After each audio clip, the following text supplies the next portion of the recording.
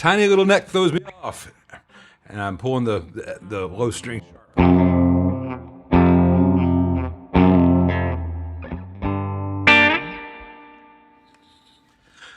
Hello, there you go, Eric. Everyone else out there, no charge. Good to see everybody. Good to be seen. Sorry for the leave of absence. Without leave. All right, let's get to everything. Everyone's questions. Now would be a good time to insert ads. That's what you think, YouTube. I don't think so. I think some poor soul's already seen an ad, regardless of me pushing buttons. Anyway, what a treat. Well, thank you very much. I'm glad to be here. As I said in the last video, had a lot go wrong with their air conditioner. And I've got it all fixed, though I need to call my buddy Dave, whose amps I've done, who does HVAC. I think I may need to have the Freon topped off out in the compressor unit. It's not blowing as cold as it has in days gone by, even though it is hotter than usual. Well, I was about to say in June. It's July now, but usually, you know, our June this year has been as hot as it usually gets in July. And I know that I shouldn't complain because lots of you in Germany and France and even the south of England are having my weather without air conditioning, and let alone ice everywhere. Someone said, because in the video I said Europe, someone said, well, you know, Southern Europe is used to this. Well, yeah, but I don't want to say like, if I said like Germany and France, then do I leave out Belgium and the Netherlands, who I'm sure are equally miserable? You know, so I just gave it all sweeping Europe, and I'll even include the British Isles in that, because I would have voted to remain. Anyway, good to see everybody. A couple of things before we get started. For those of you who are new to the stream, I try to answer every question that gets asked. I do it in the order that I see it, so the order it comes in, after the first ones, which are always a little bit jumbled up. So if you ask a question, please only ask any one question the one time. I will get to it. And if you can put some question marks before your question, it helps it stand out in the chat. I'm more likely to see it. That, and be nice to everyone and have a good time. So the first couple will be out of sequence, then I'll get to everyone's questions in the order they come in. So, Tubadoo. How many watts should the resistors be for a DIY dummy load that will be used with a scope to troubleshoot amps with up to 135 watts? How does volume factor in? Just happen to have a handy answer for that.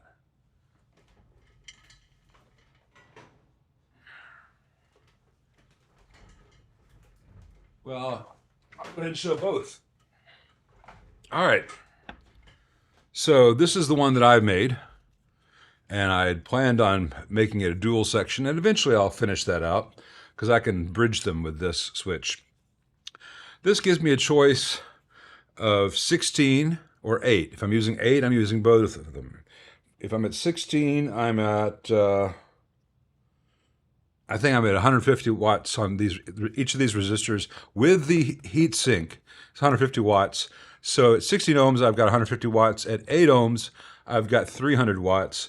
If I finish this out, that'll let me get down to 4 ohms at 600 watts. This one my buddy Rob Hull made for me. And this one's got 2, 4, 8, and 16. And I can't actually see the wattage on these, but these are probably 300 watt resistors. And I would have to go through and measure. Basically, you want to have, if you want to deal up to 135 watts, you want to have at least twice that in the resistance for the dummy load, just so you're not really stressing things out with heating. So, you know, like I showed you on the other one where I can go 150 watts at 16 ohms to 300 watts at 8 ohms. Well, 8 ohms is a very popular, common load. That would be ideal. But notice I don't just have some metal-clad resistors floating in space. They're anchored to a big, thick sheet of aluminum.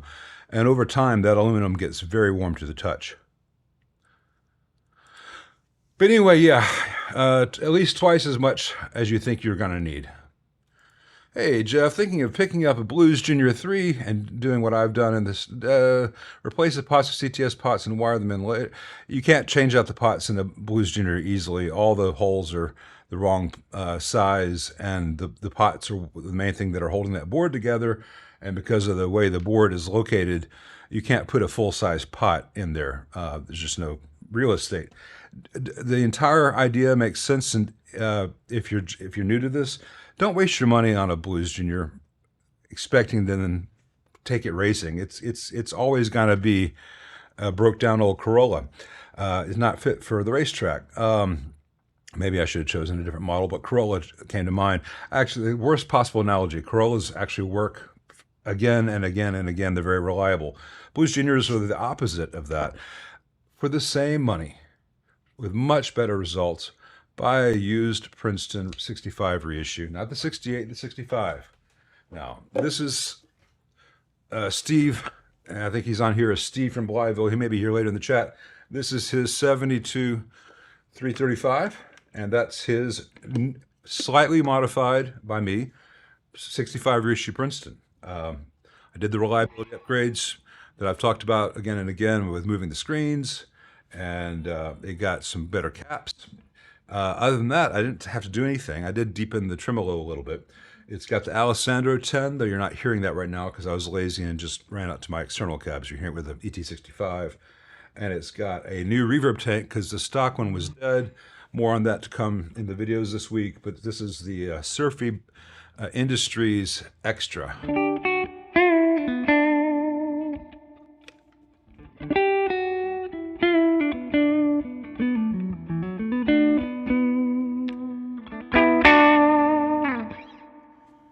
It sounds great, A. B, it sounds better than a Blues Junior. C, it will continue to work. There's no reason this amp can't last another 40 years before it needs a lot more service and then can go another 40. Blues Juniors are likely to catch themselves on fire. They're built to be landfill, and they sound it. So don't waste your money on one.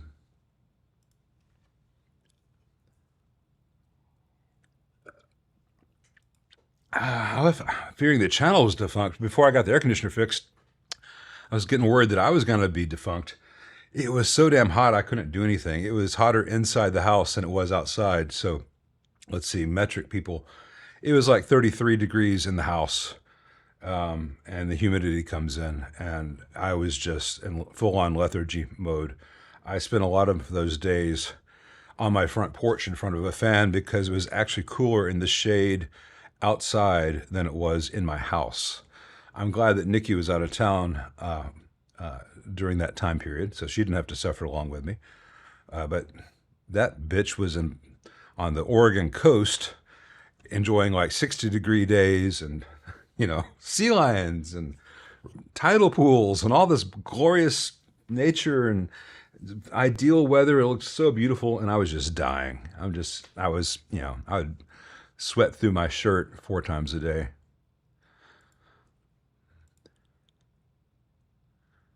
Street rod for DOS. Nice. Hey, Gringo. Hey, Lou. Brad, man, do you ever sleep? Lou had a 64 T-Bird convertible in the late 60s. It was my preferred rocket ship when it was parked. Yeah, man, my grandfather had a 50s Mercedes sedan, and I would sit on top of the pop-down armrest in the back seat. Had a white leather interior. I remember that. No, sorry, had red leather interior, a white Mercedes from the 50s. And if I sat in the center of the back seat on the armrest, no seat belts because the 70s, then the Mercedes grill up front, I could look through the crosshairs, and I was Han Solo. Every car coming towards us was a TIE fighter, and I nailed them all because I just wait till I had them lined up in my sights. The 70s.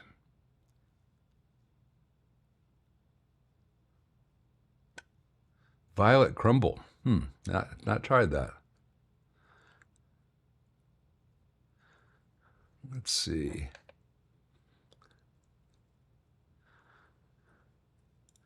Now, Brad, here's the thing. We also have good chocolate here. It's not all Nestle and Hershey's.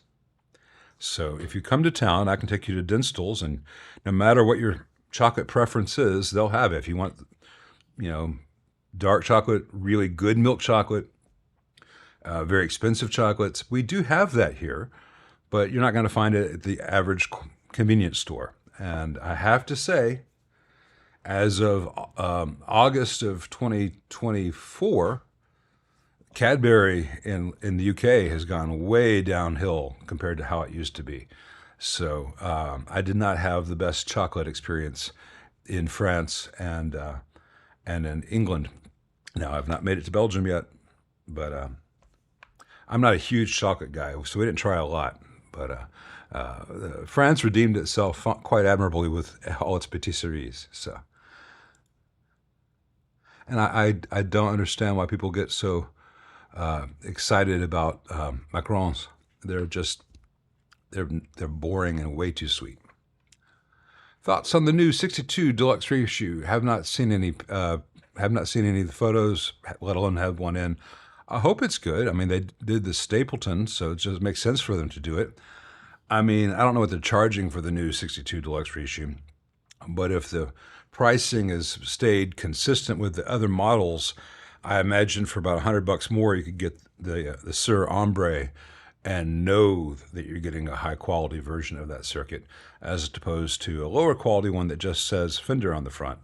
Now, they may have just knocked it out of the park. It may be fantastic. I have not seen one. I'm just going on track records. So, Fender was really amazing until 1981, and then they're all over the place since then.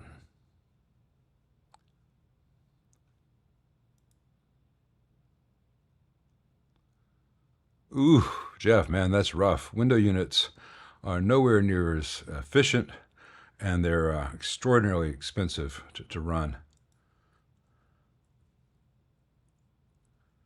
Are Variac and a Scope recommended tools for building a Mojo-Tone Blackface Princeton kit? If you're going to build one or two amps for yourself, no, you don't need a Scope. You don't need a Variac. You need a current limiter to check your work, and that can be just, that can be a light bulb limiter, as you see me build, see me use on the channel, and there's lots of ways to, instructions on the net how to build a light bulb limiter. The issue there is finding the incandescent bulbs these days. You could just buy some extra fuses in case you mess up and it blows a fuse instantly. A 10-pack of fuses will cost $10, a lot less than a Variac. And a Variac still doesn't limit the current. It just means you can bring it up from like 30 volts to 40 volts, and then you say, now it's drawing too much current, got a problem. You don't need a Scope to build an amp. You do need a variable multimeter and soldering tools. Any thoughts on the 2007 AC30 50th anniversary Heritage hand-wired? I think that's the one that's just the top boost channel, which has reverb added, because they've had quite a few anniversary Heritage models. If that's the case, that can be made into a really good amp, but you have to remove the reverb circuit because the way they insert it into the circuit just kills all the high-end response of the top boost channel. I mean, I'm not saying it makes it warmer. I'm saying it just takes, it does that to it. It just, is not a very good sound. And I don't know why they even released it to the market. The circuit is done so dumbly, and the filtering is not very good. If that's not that model, then I don't know the 2007.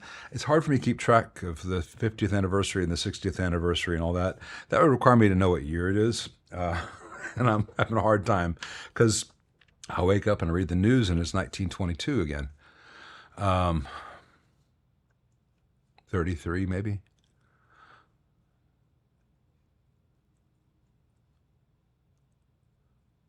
Hey there, Greg in St. Louis. Happy belated Canada Day. Yes, absolutely. Hey, Royley. New Vox AC15 hand-wired with blue or Morgan AC20 combo, 65 reissue deluxe reverb or 68 reissue pro reverb.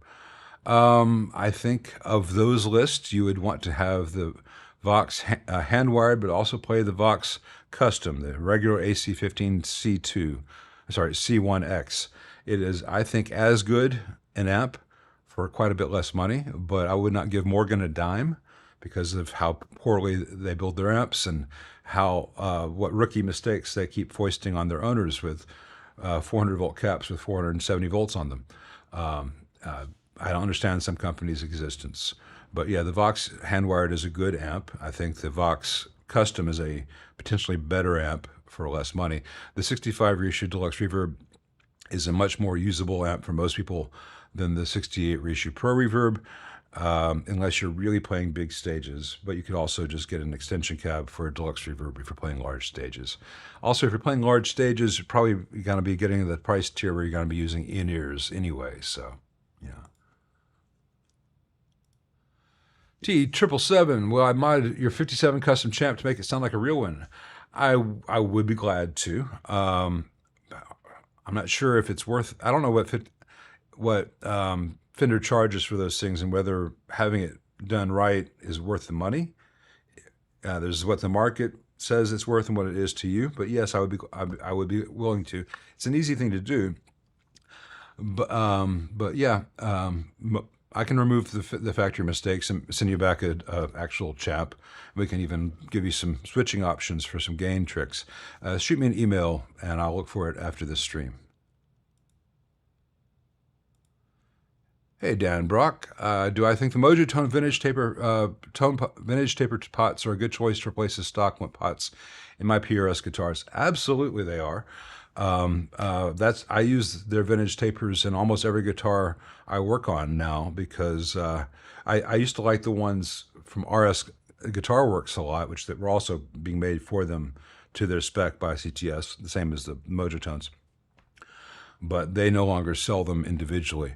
But the Mojotones are really good. They've been very consistent and reliable, and they sound and they behave correctly. And I really don't understand why PRS uses such cheap pots in their guitars. They're really not very high quality. Many of them have awful sounding treble bleeds, including like 10 meg resistors across the pot to ground for no reason. Like they're overcomplicating where they don't need to overcomplicate. But yeah, PRS pots kind of suck.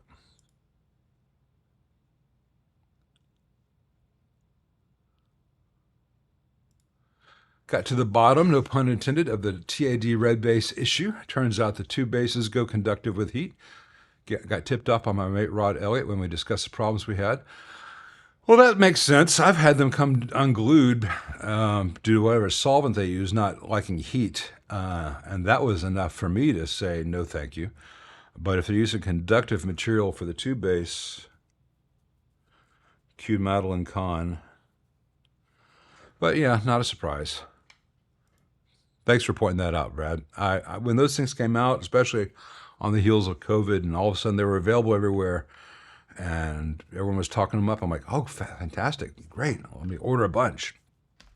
I ordered a bunch, and they started all becoming conductive, and red plating, and doing lightning shows, and then just the glue would separate, and the thing would fall off. I'm like, well, that's no good to anybody.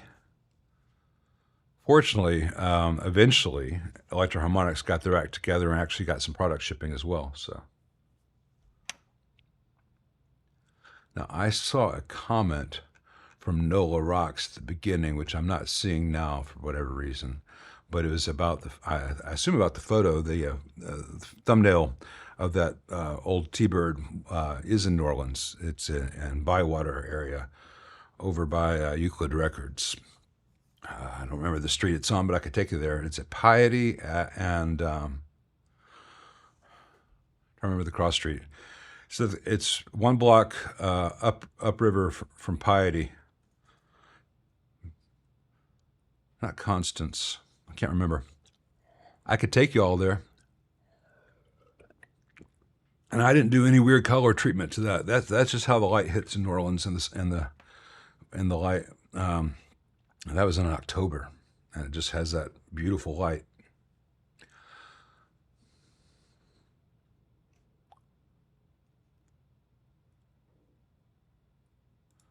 Hey, Joe McGraw, 103 degrees in your man cave in the basement. Well, enjoy it again in maybe late September or October, but yeah.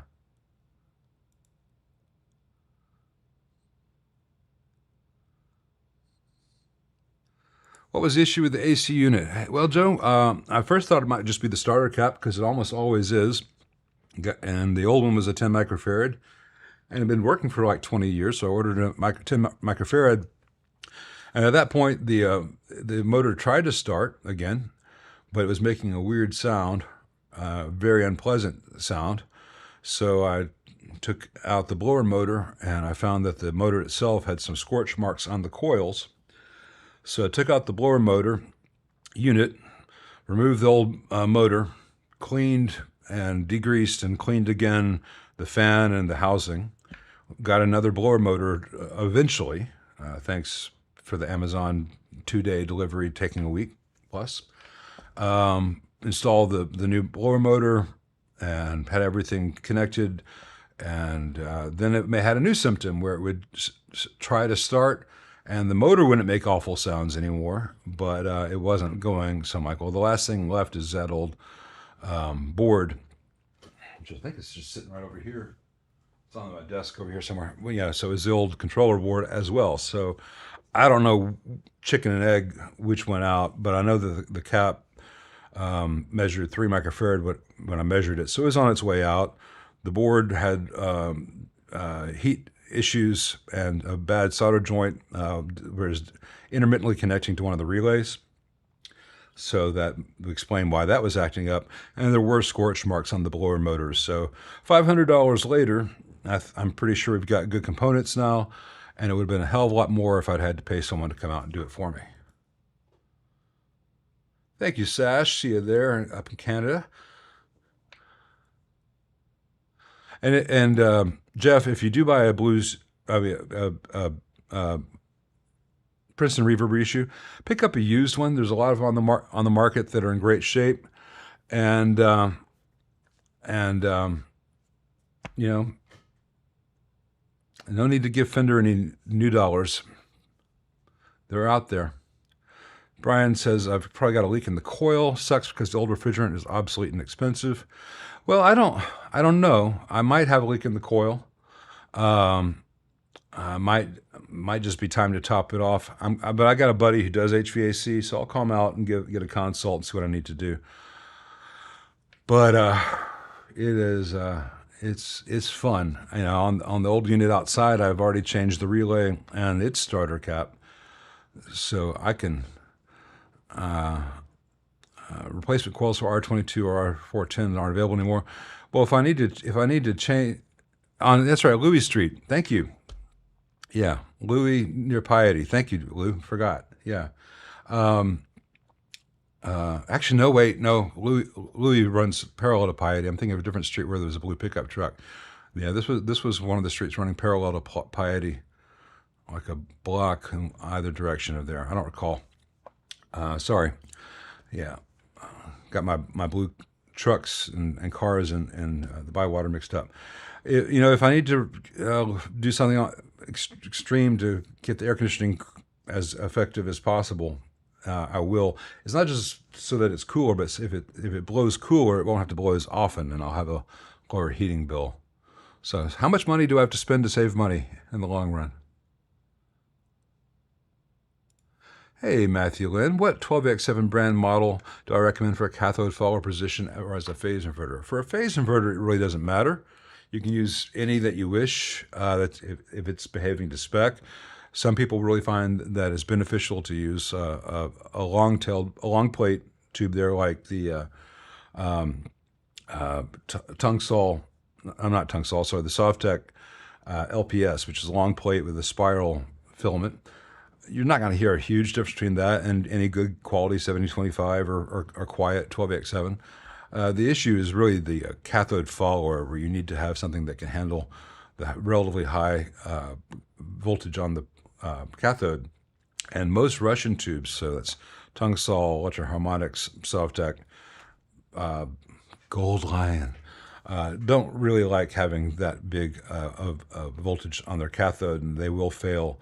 So your best bet there is to go Chinese or Slovakian, so you can get a JJ and not think twice about it. You can get possibly, since they don't have two bases, you might want to try a TAD 12AX7/ECC83/7025. But the best bet, unless you're going to find like a new old stock Brimar or RCA or something, just stick a JJ in there. People ascribe way too many magical powers to this brand over that brand. A JJ that's performing in spec is going to sound great, and no one's going to say, I can hear you took out the Mullard and put in a JJ for this 1-2 position. No, not if the tube's functioning correctly. What pick you use matters more than what tube you use, as long as the tube's within spec.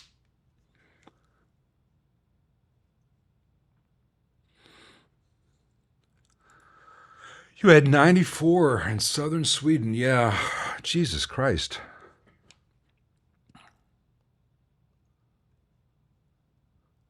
I didn't know that you ever got to 94 in southern Sweden.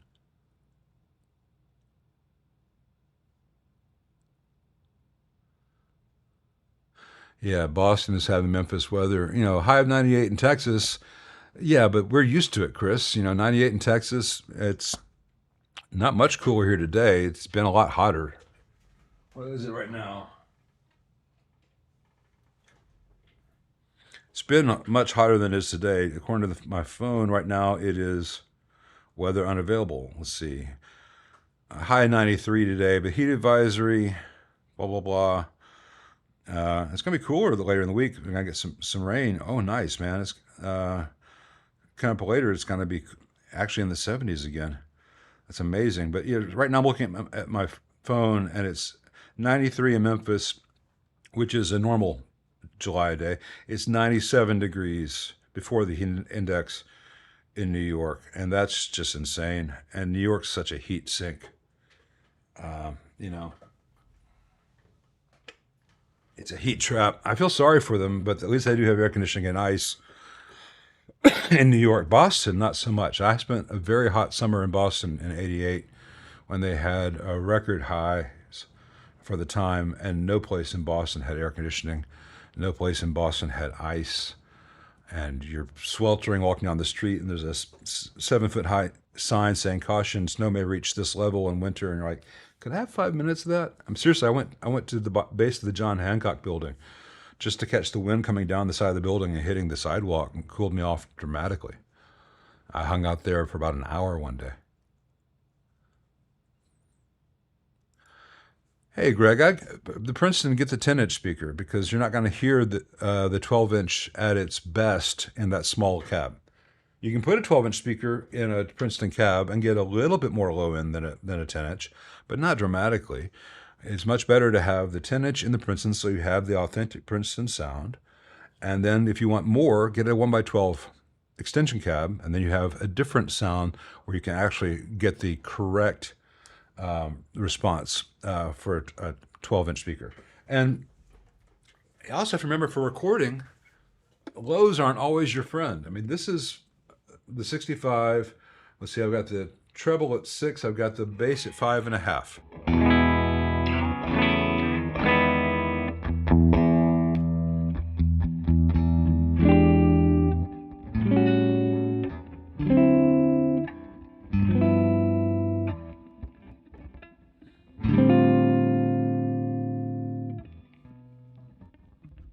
That's a nice low end to this thing,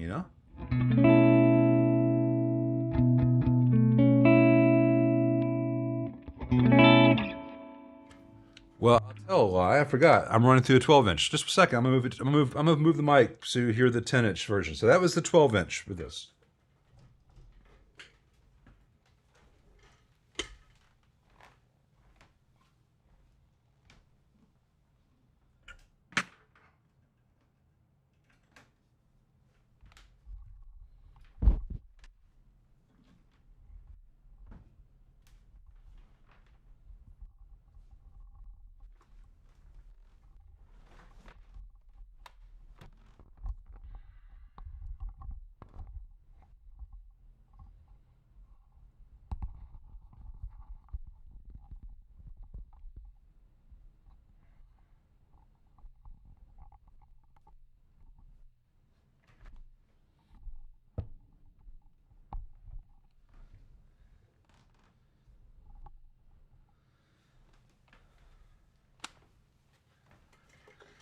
All right, let's try it now. Sorry. Same kind of stuff with the 10-inch.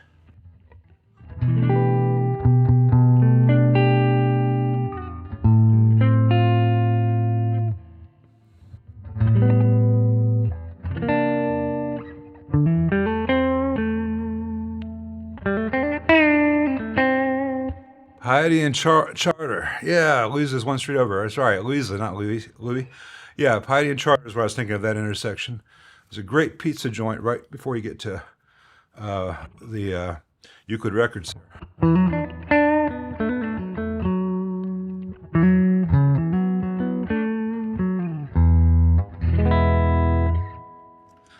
That's not a bad sound. It doesn't have as much low as the 12 in the large cab, but it has lows, and you're not going to get a lot more lows out of that Princeton cab with the 12 in it. What you heard at first was the extension cab.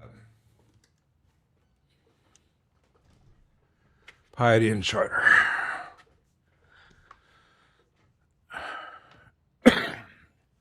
Let's see. To those of you watching from France who just heard me say charter, it's not me mispronouncing chart. It's how they do it in New Orleans.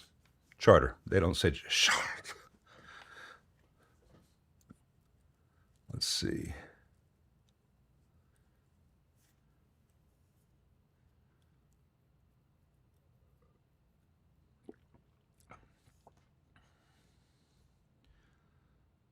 Let's see. Trying to get the next question. Timothy is an expat living in Colombia, and I was part of the inspiration for you to build your first Mojitone basement amp. Well, awesome. Glad I could be of help, Timothy. Hope it came out all right. Otherwise, it's Brad's fault.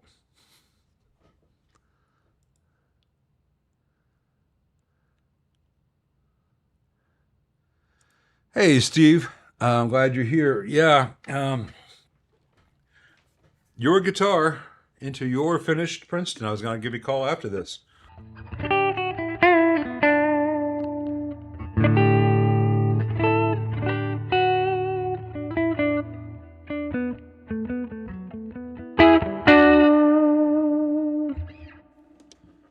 And as you can hear, Steve, the new reverb tank works in everything.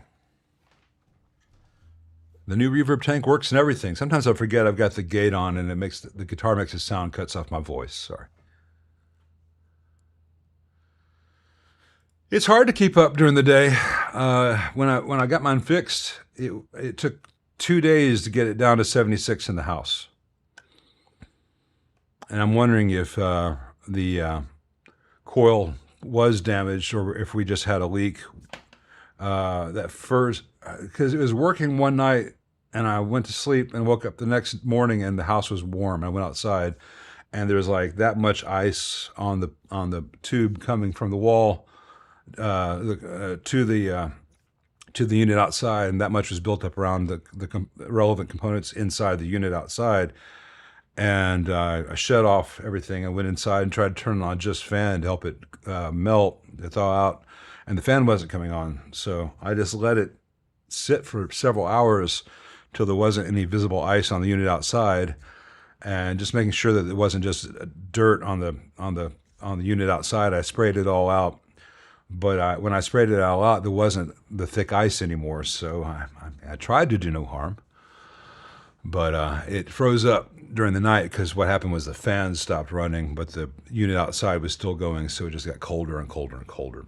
So it's possible that something went wrong at that time. We'll find out. Hey, Seppo, my new built-in Berga Mojo AA1164. Okay. But it hums when the reverb is engaged with no input or volume. Verb knob varies the hum.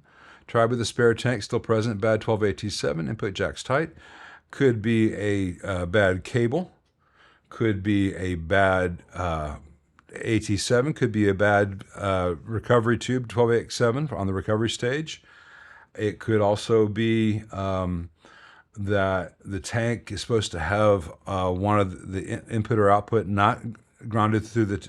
You may have a loop through the chassis of the tank itself. I'll show that in just a second. And It could also just be a fault in the amp. I think you should contact the guys in at Mojotone and say, "Hey, now here's the question: does it hum if you disconnect the tank? Does it hum? If you disconnect the tank and mute the RCA return jack, just it's easily done. Does it still hum? Because it's nice to isolate the hum to the sender or the return. If you unplug the tank and ground out the return and you turn it up and you don't have any hum there, the problem's not typically going to be in V4. It's going to be in V3 or the tank. You can also, if you're very, very careful, hook up an 8 ohm speaker to the reverb send jack, because it's basically a little 8 ohm output transformer, and listen to what's coming out of the preamp. That way, you can pull the phase inverter tube and just plug your speaker into an RCA to 1/4 inch adapter and go to the reverb send, and you can test it, whether the signal coming out of the transformer is clean or if it doesn't hum.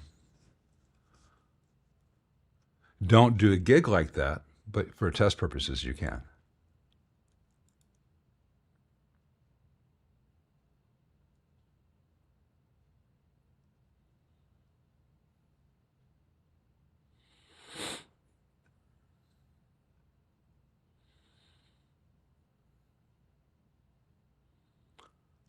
Hey, person, I don't have any experience with Marla amplification, but maybe some of the other ones there.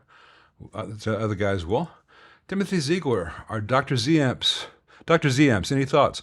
I've said this time and time again, they're very good amps.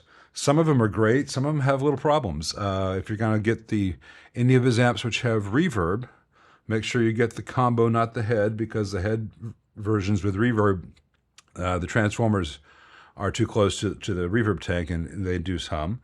And if you're going to buy like the 18 or 38 Maz series, they're very nice amps, but if you buy the one with reverb, buy the Mark II, because there were some issues with the Mark I circuit that he fixed.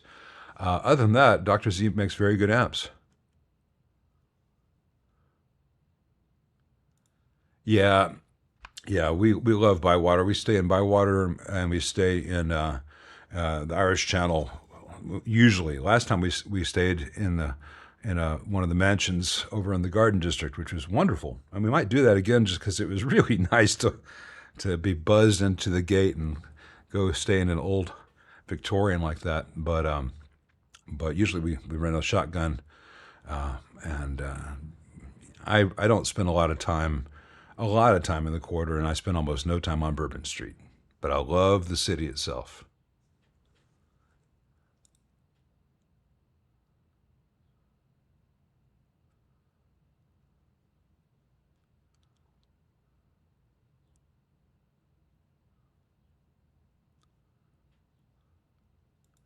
Hey, Eric. Just filter caps. Nothing else in the amp will store voltage. Nothing else is capable of storing voltage. So,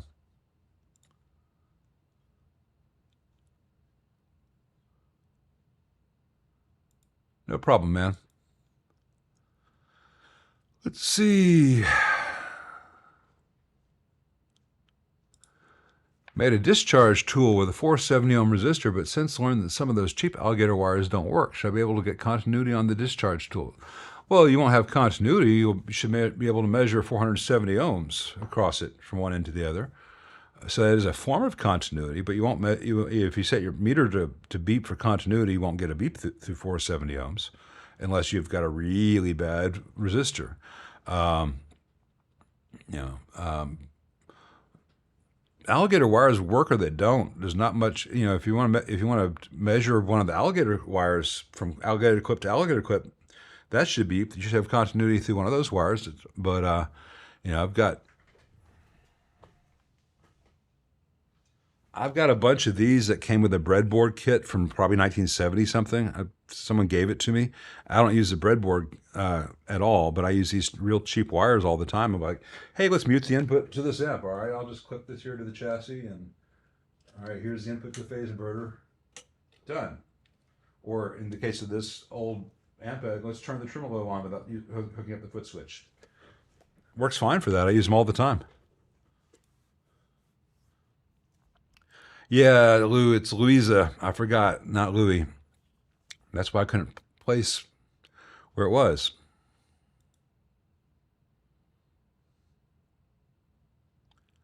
When you go to New Orleans, you have to drink one hurricane. Like hell you do. Hurricanes are for tourists. I'm not a tourist, man. Yeah, Sazerac maybe. The most touristy thing I'll have if I'm down there will be a Long Island iced tea, but that's if it's really hot. There's something about the way that cools you off real fast. But usually I'll go for, if I'm in that mood, I'll just go for a Pim's cup. Um, you know, but nah, hurricanes are tourist drinks.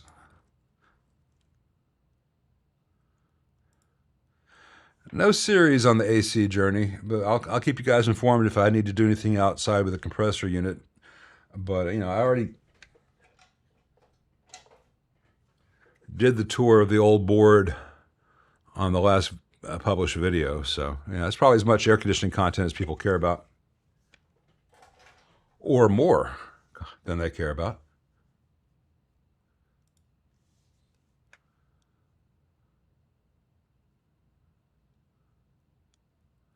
Are there any amps that run parallel signal paths in the preamp to mix gain and clean stages? Would it be even worth exploring?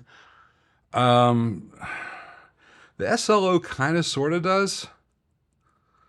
The old split channel reverb Marshalls did it by accident, if that helps. It's usually not a good, something that really, it's something that sounds like, hey, would it be cool if we did this? And then people try it and like, it's really not that useful because to get preamp distortion, your signal level usually gets high enough higher than the clean that you can't really blend them. You don't really hear the clean. You just hear the distorted because most multi-channel amps, you have a clean channel, which may or may not have an independent clean master volume. Then you have a dirty channel, which will almost always have a master volume. So the dirt isn't 10 times louder than the clean. And so it's really hard to mix them in an effective way. Plus, just the general character of what you're going for, how you set the tone stack. It's better for that to be a studio thing where like, hey, I got an AC30 on the right and a super lead on the left, and just, two slightly different things being blended together separately than trying to do it all in one box. I think that's one of the places where digital has an advantage if you're trying to replicate something you did on a record. If you might have had 3 different amps all set slightly differently, panned different places, that's really hard to do out of one amp live, and you don't really want to gig with 3 amps and have the sound guy change their panning and everything per song or whatever. The modern digital setups, I'm talking like the full fractal rigs, that's pretty cool that you can do that.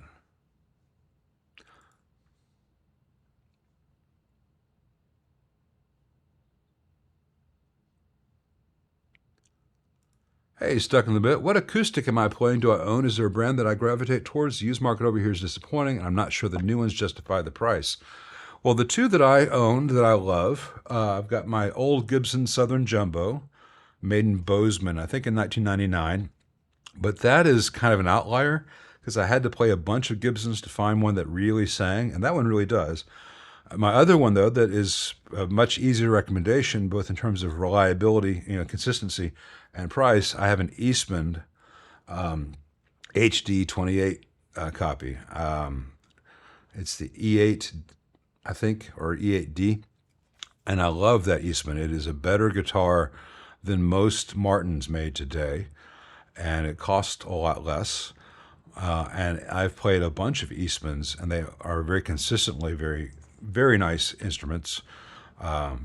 It's one of the few guitars I've ever bought where I did not immediately have to take it to a luthier to have the nut either replaced or greatly worked on. It's a good factory nut, and that's really rare. It's a really good guitar. If you're okay with buying something made in China, which not everyone is, it is a very good instrument. So Eastman would be my recommendation for most people. Not that I am known for my acoustic prowess, but I am at least snobbish about the guitars I play badly. Thank you, Bacon Manager. Thank you very much. Appreciate that. Very kind of you. 94 in Austin. Yeah, we got similar weather. We take turns, Ron, Memphis, and Austin. Who's hotter? It's when you get into Houston, New Orleans. That's where the real battle royale starts. I can be an uncomfortable 105 here in Memphis. I go down to New Orleans in August, and 100. It's like 110, but with the humidity, you might as well just be dead. You know, Houston and New Orleans always win. Man, Heidi and Charter. Man, I wish I could snap my fingers.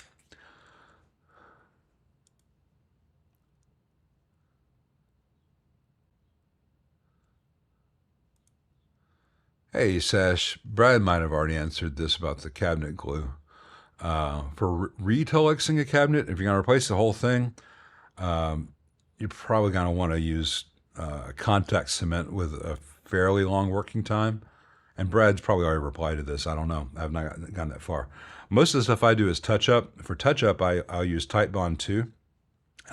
Thin it out with a little bit of water, and I don't use a ton. I put it on both the wood and the inside of the Tolex after I get them clean, and I let them sit about 5 minutes before I put them together. And then after I put them together, I use some painter's tape to hold them in place, and for about an hour, hour and a half. And I've not had any issues with any of those coming loose afterwards. But I would not do an entire new cabinet with any form of wood glue. I would use some kind of contact cement, probably a spray adhesive, as long as you had the means to make sure you have a consistently light spray, because you don't want to have puddles or bubbles.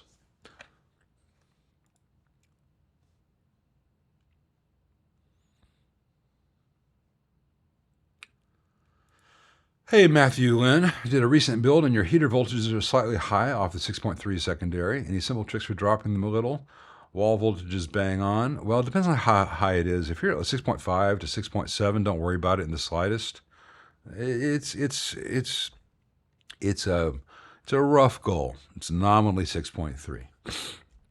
If the secondaries are pulling X current, then the voltage will be 6.3. If the secondaries or the primary is higher than expected, so if you're at 6.5, 6.6, 6.7, don't worry about it. If you're at 6.8 or higher, maybe look into lowering the incoming voltage. It's really hard to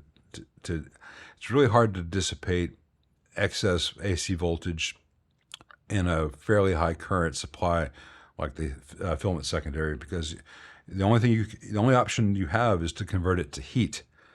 And when you convert it to heat, things get hot, and when things get hot, things fail. Usually, it's all right to have 6.7, even 6.8 volts.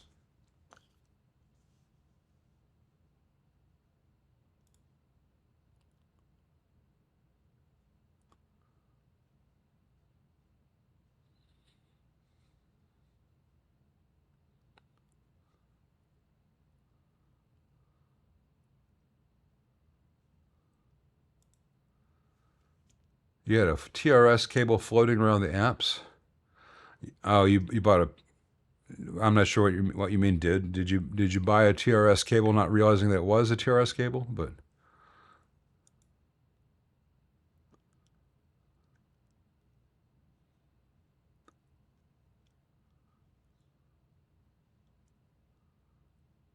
ooh, someone had put an 8-inch speaker in your Princeton. Ooh, 8-inch speakers are awful.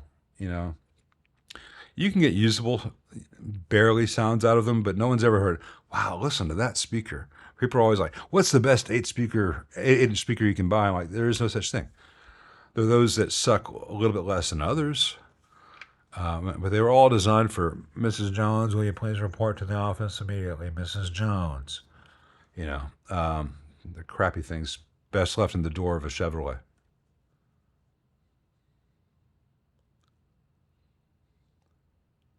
You got a lesson with Satch. Cool. I'm glad he's nice. If you're new to guitar, what the hell are you doing taking lessons from Joe Satriani?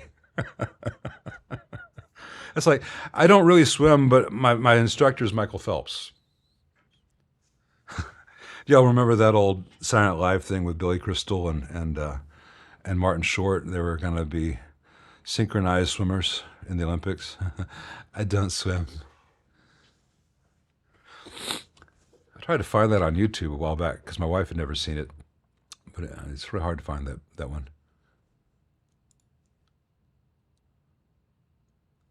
Yeah, everyone who's already on Brad's channel, support him during Dry July.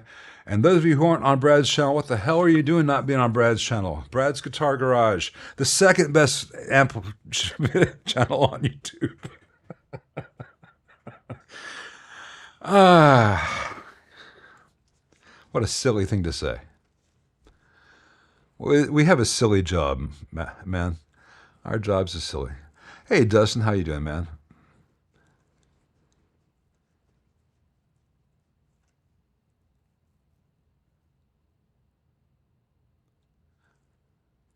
Would it be worthwhile to upgrade a Mojo Tone kit from the eyelet board to a turret board?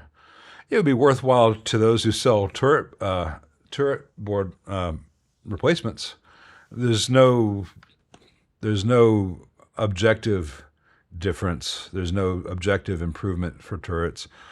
Turrets have certain electromechanical advantages. Eyelets have others. But in terms of what the amp sounds like, you're not going to hear a damn bit of difference. If you already have it built, just go for it, man. And if you think about which one to build, and you already have the eyelet board, as long as you can attach it to the chassis correctly, eyelet board's fine.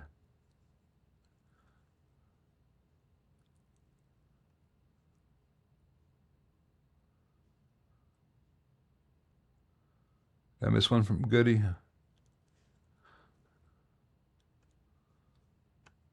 Let's see.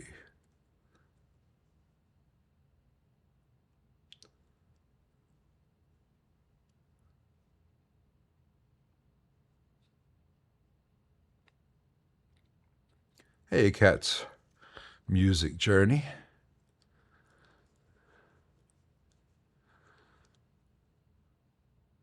Yeah, man, Lou. I forgot about the old groove tubes.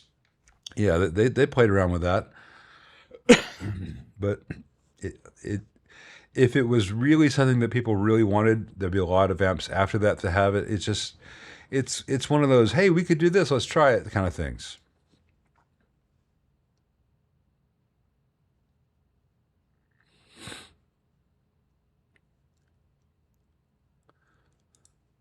Now that I got an Alessandro 10-inch and a Princeton, what are my thoughts? Don't worry about your feelings. I think it sounds really nice. It's got that characteristic mid-range thing that the 12-inch Alessandro had. Again, it's kind of a character speaker. It's not flat. It would not be ideal for every style of music, but I think it's got a real nice thing that would sit really well in a mix or in a band context. You know, it's a nice sounding little speaker.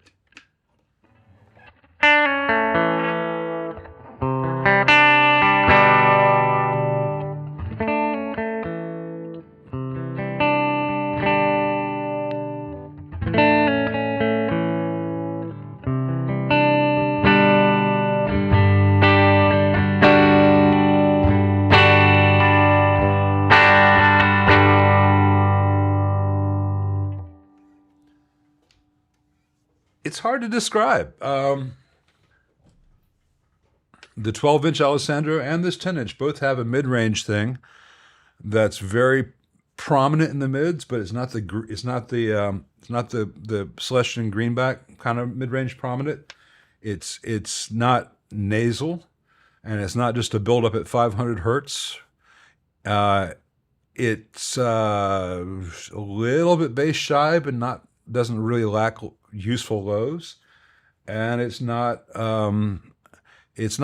doesn't have any of the glass in it that some other speakers have. You know, that little bit of air, but it's not dark like a C-Rex or something. You know, I think the worst example of a nasal speaker would be like the Celestion C12K. It doesn't have any of that I just want everything to sound like this, okay? Yeah, it's nice. It's not going to be everyone's cup of tea, but I think there's a world of options out there, and this is one of the good ones.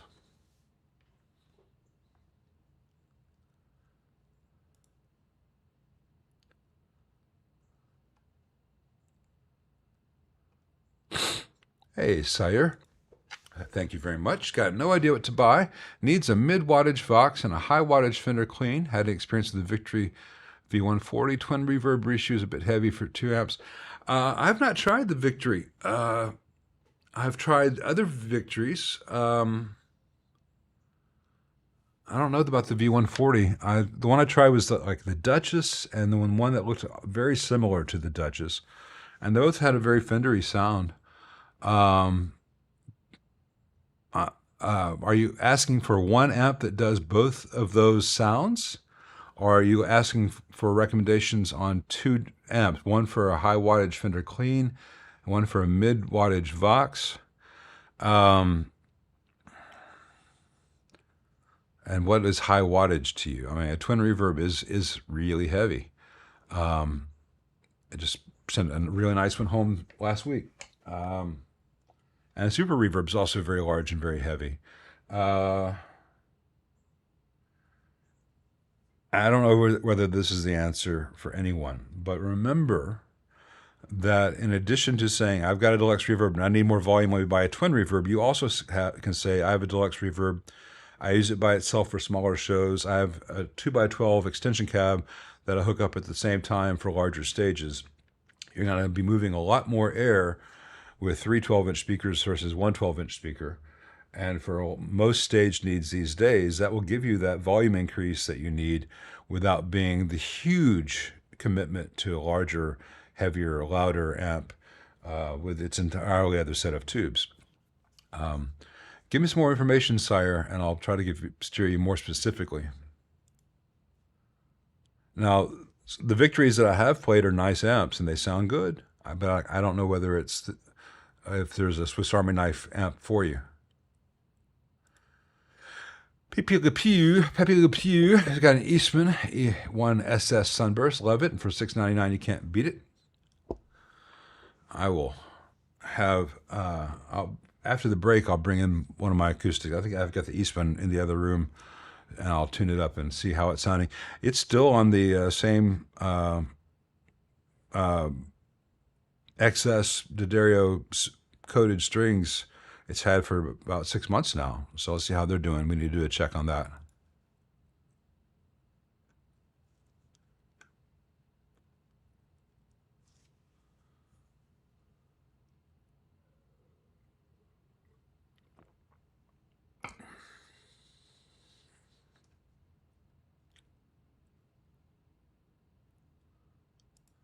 Aloha, David Burnett. Thank you very much. Aloha from Maui. Happy 4th to you too. Thanks for all your input and advice. See, I'm multilingual. I watch Lego and Stitch. I built several pedals, and this weekend started building a Mojitone 5E3. Aloha. Very cool. All right, we're going to get this one from Greg. Then we're going to take our first 2 intermissions. Thank you very much. I appreciate that. I try to answer every question during the time allowed. And lately, I've been catching up. Either I've been getting better at answering questions or people are asking fewer of them. Maybe there's just only so many questions out there, and I'll eventually have answered all of them. Then I'll have to ask you guys questions. And you just have to type furiously while I go,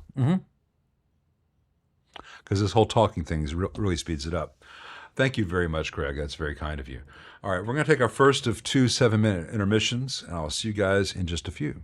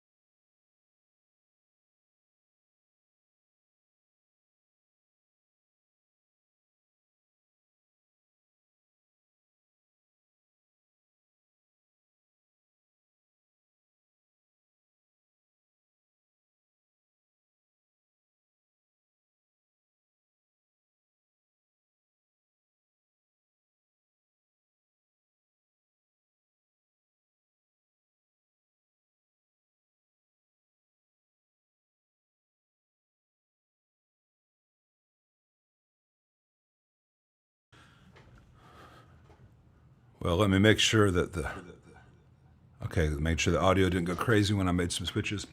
There's some unknown kind of drama happening next door. The house right next to mine, right on the other side of the window in front of me that you guys never see, is an Airbnb property. And there's a young black family staying there this weekend, and they've been fine temporary neighbors. They had people over last night. Everything was quiet. Everything was fine. No complaints. No one's business what they do. I walked outside just now, and there were 2 cop cars and 3 unmarked cars. 2 police officers.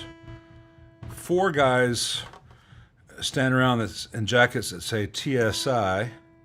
I don't know what agency that is. They're just talking to each other in their Oakleys. The 2 cops are talking to the family on the porch, and there were 2 guys from the Tennessee National Guard walking around doing nothing. I don't understand. Everything's such an overreaction these days. For all I know, someone broke into the car of the people staying there and they filed a report, but I don't know what's going on. I just stood out on the porch to get a sense of what was going on. I had my phone ready to film if necessary. But nothing ever happens on this street that requires 2 cops, 4 unknown agencies, and 2 members of the National Guard, let alone anything that family next door has been doing. So I don't know what's up with that. I'm keeping an ear out, and I have my phone ready to go out there and video anything. But happy 4th of July, everyone. Land of the free. Home of the whatever. In more pleasant news, this is the Eastman, and it is the E8D, and these are the Diodario coated strings, as if that matters in the world where touching the water and reflecting pool gets you 10 years. Yeah, insane.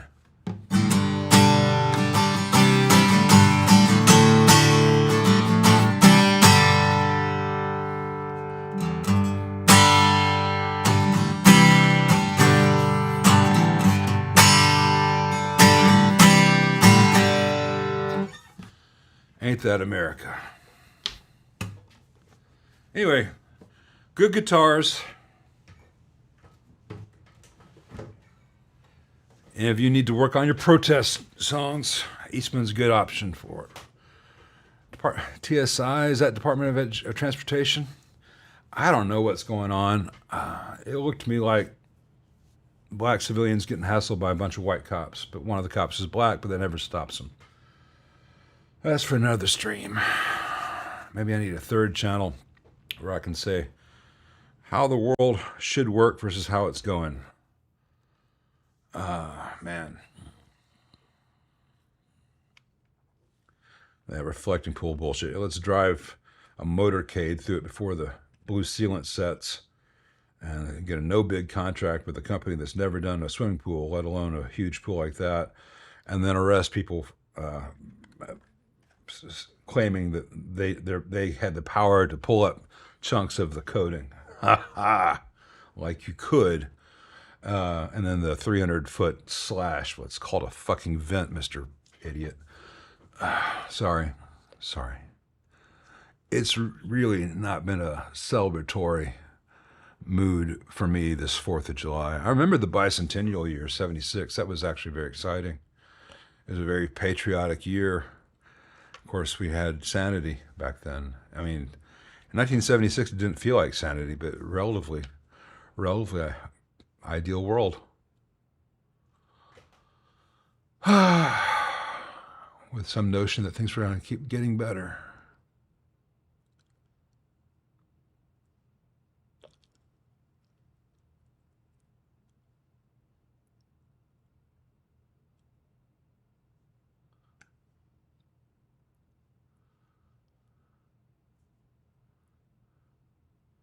Does anyone make a kit amp that sounds like a 60s blackface?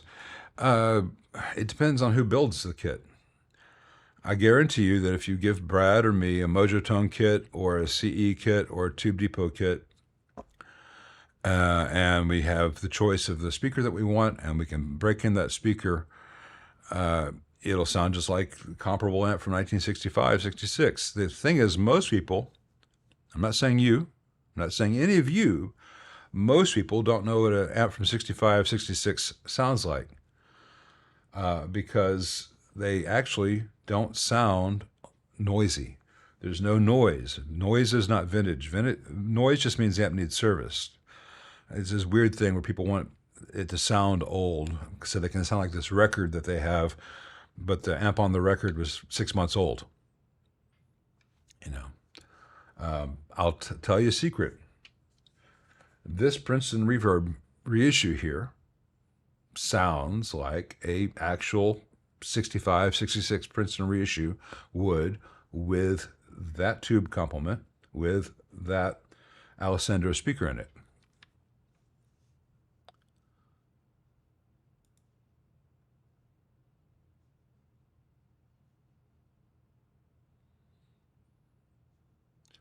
Hey, Bill, thank you very much. Got a Repro 2-button Fender Split switch. It's intermittently not trembling the tremolo and or the reverb. Yeah, the foot switch, the white wire used in those Fender reissue foot switches is made of junk and toothpaste, and it breaks in little bitty chunks. It's just a fragile insulation. I don't know why they continue to use it. And when that happens, the amp shorts out. It shorts out and becomes intermittent. It's garbage. There is a generic one sold, and you can get it at amprepairparts.com. We find it, put a link to it. It costs less than the Fender reissue foot switch, and it works better, and it's not made of the toothpaste insulation. So just one second. Doop-a-doop-a-doo, foot switches.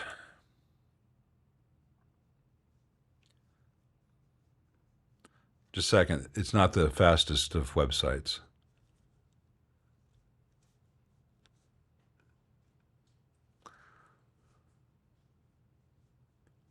Should be faster than this, though. There it goes.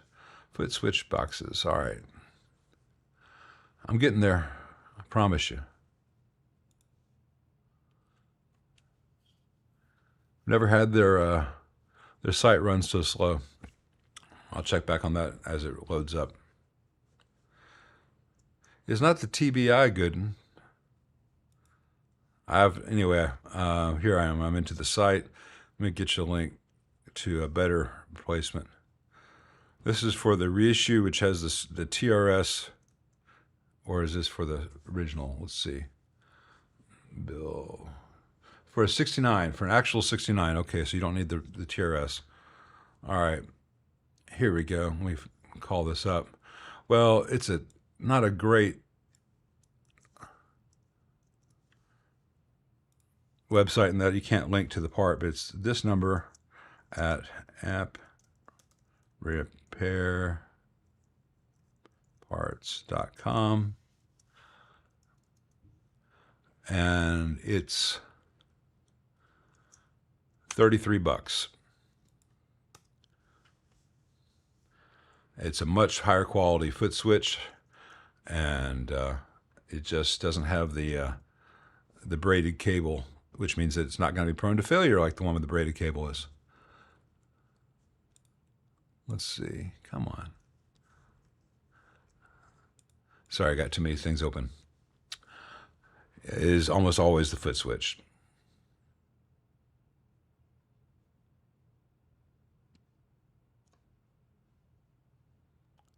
What are my thoughts with the 60s Ampeg Gemini 1 G12 amps? Hey, Frugal Fredder. I don't know because it's hard for me to keep track of which model is which. The Ampeg models change so much every year. There are some of them that I've absolutely loved and some that have been absolute dogs. I can't tell you because I don't remember if the one I've worked on is that one or if it was the G12 RWQ with a silent T or something like that. Some of them have been fantastic. The Reverber Rockets, the ones with the stereo tremolo kind of effect. I've loved some of them, and some of them have been total meh. Let's see.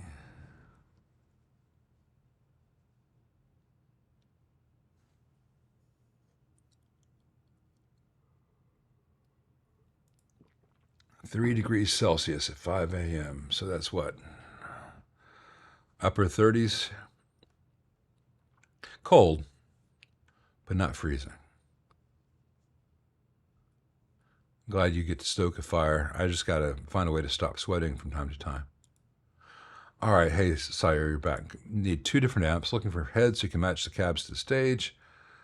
Well, here's the difference.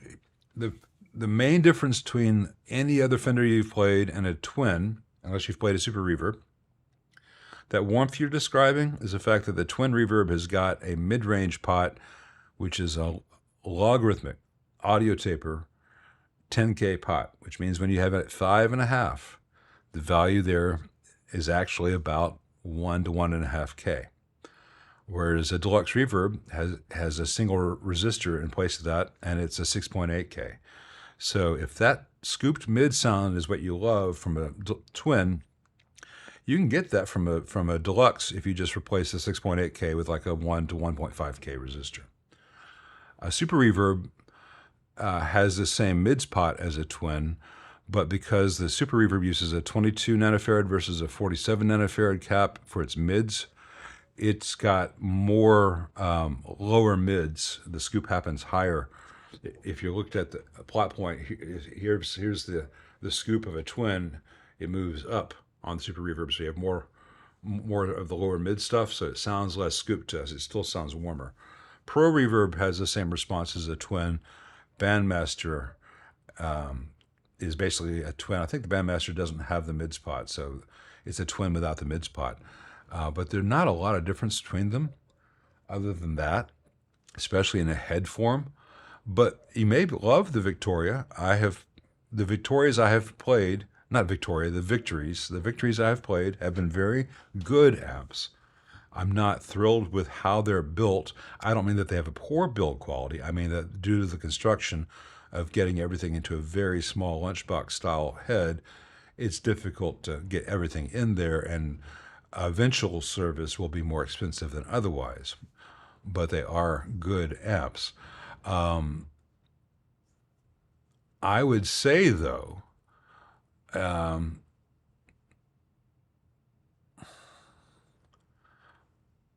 I don't know how much you need 2 different amps if you're doing a Vox style sound and a Fender style sound. You can get both out of 1 amp pretty much. The Vox, most people in the audience won't be able to tell the difference between a Vox clean and a Fender clean. You will, and it's apparent when you know what to listen for, but you might be better off just having 1 amp and just maybe set it the Vox clean and use a little light overdrive pedal when you want to push the Vox a bit to bring out its inherent character more. It's up to you. But if you're looking at Victories, I think they're a safe bet if you're in one of the countries where Victories are less expensive. Here in the States, Victory is much more expensive than it is in the UK, and I suspect in Europe. So.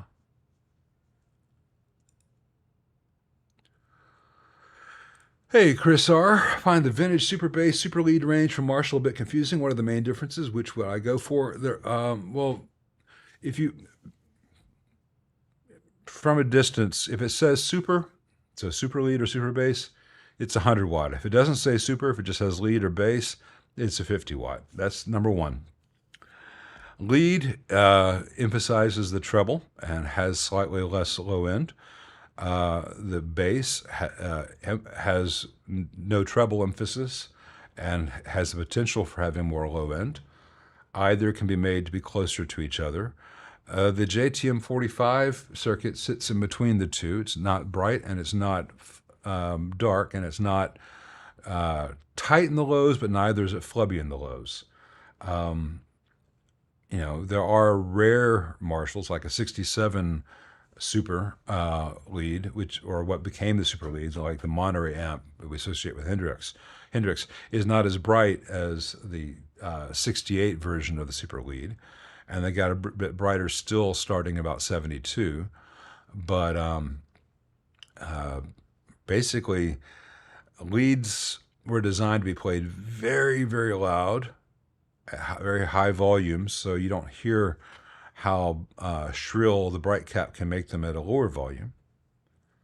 And the super bass can sound really, really dark unless you turn it up to really loud volumes, because the way the nature of the volume pot circuit in a Marshall, unless there is a bright cap, it will sound darker as you roll the volume down. It'll get brighter as you roll the volume up. So most players these days are not being able to use a super bass or a super lead at full, at full power. And so they will find that unless they're using attenuation after the fact, which has its own issues because the amp is working harder if you're always diming the amp and then turning it down after the output, you may want to tame the treble of a super lead, or you may want to add a little bit of brightness to a super bass. So my options, what would I go for? I would build a super lead without the 5 nanofarad bright cap. I would put a 120 to 250 picofarad bright cap in it. I might add another 100 microfarad bright cap on the bass channel, so it's not quite as dark. If I had a super bass, what would I change? I would do the same bright caps basically. I'd leave the output section as is and just give a little more brightness, a little more high end out of the first preamp stage. Make it like the world's biggest JTM45. They are. I've been inside Sire. I've been inside the Victories. They're good amps. In America, I think they're overpriced, but again, they're not as expensive in the EU.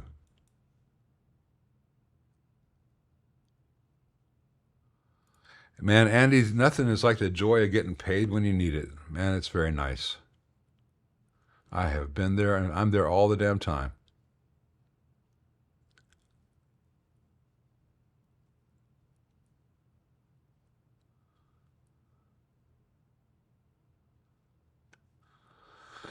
No offense, Chris R. I'm not interested in whether AI can do what AI can do for us.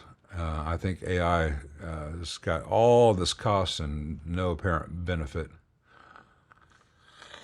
I'm not in favor of it. Man, I've been watching what it's been doing to Rhett Shull with trepidation, because I know that while I am not next in the queue as far as AI's priorities, I am still not safe. The chances are low, but never zero.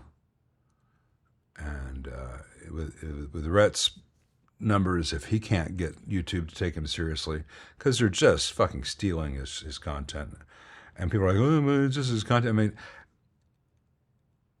it takes money to get a video. If you want to pay someone to make a video for you, you pay thousands of dollars.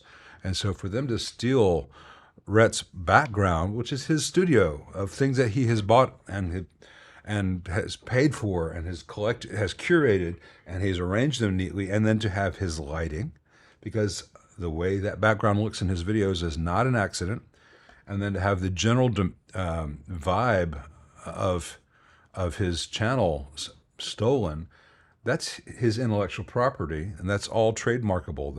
The same way I can't just go get a bunch of stock photography or story blocks and use them without paying for them. These are things that you have to license, and they are just ripping him off. And he is just the most recent and maybe one of the most prominent, but it's not going to stop with him unless we need to stop it.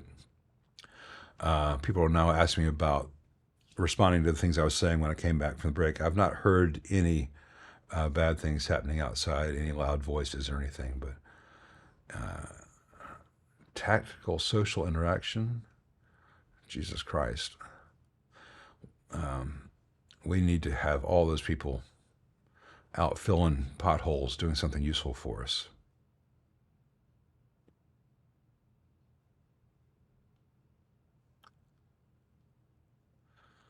Hey, I have such a sight to show you. Thank you very much. That's very kind of you. Looking at a Dr. Z prescription ES with a Z brake installed. Taking a peek inside, looks to be no better than the old THD hot plate. Is the Dr. Z reactive brake any better? I don't know because I've not been inside either the Z brake or the reactive brake. I can tell you that the prescription ES is a really nice amp. And I can tell you that in general, a reactive load is much better than a passive load in terms of generalities, but I don't know how well Dr. Z has implemented that. I would imagine he would be pretty careful about it because he knows he's competing with other people who are doing it well. I imagine that the Z brake prescription would be a good option, but that any reactive load is going to be a better option. That does not mean that the non-reactive Z brake is bad, but yeah, it would have similar limitations to the old THD hot plate. And a lot of good music has been made with the old THD hot plates. It sounds like you are informed. I would. It depends on what the price is, and if it's. Oh my God, it's the prescription ES with a Z mount and it's the right purple and it's a great price, go for it. But if it's just another black one and you can get another one just like it, don't worry about, hey, did y'all hear that? I guess y'all didn't hear that. Hey, Michelle, that Princeton just made a weird glitchy sound. Let me turn on the mic for you guys. Check. All right. Let's see if you hear the next one. It just went. I'm looking at the line voltage of the house. It's staying. There it goes again. We may have a problem with this amp happening in real time. That's why when I do work on an amp, I leave it running for a good long time. Let me take a look at the output tubes. I'm not hearing any hum, but that's not the kind of noise we should be hearing in this amp just sitting here. Because before it made those noises, you couldn't even hear that it was on. So let me take a peek at the tubes.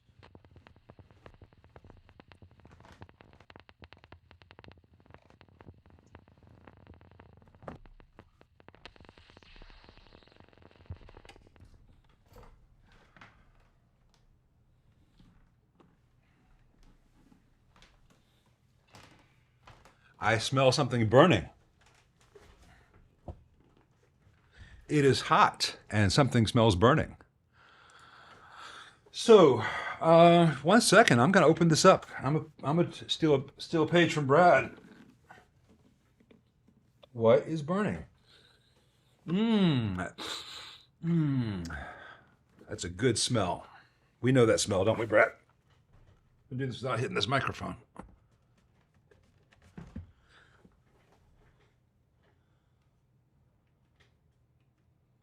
All right, just a second. I'm going to get my noisemaker. Now, I was just telling Steve that his amp was done. And at the beginning of this live stream, it was. But this is one of the reasons that I often use amps like this for my live streams. It's a good way to do a 3-hour, sometimes 3+ hour test. Now, I will tell you that it was not fun getting this chassis in and out of this cabinet. Sometimes there are mechanical issues. And in this case, it's the thickness of the Tolex here and here that made it hard to get in and out. So we shall see how I do on this removal.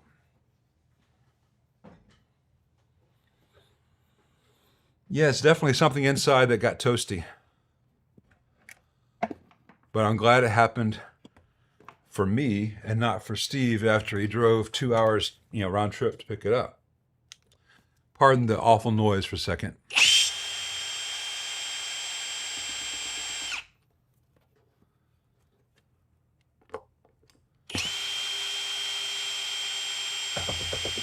Ooh, boy, that's a good smell. If I hadn't heard that sound, I certainly would have started to smell it from across the room.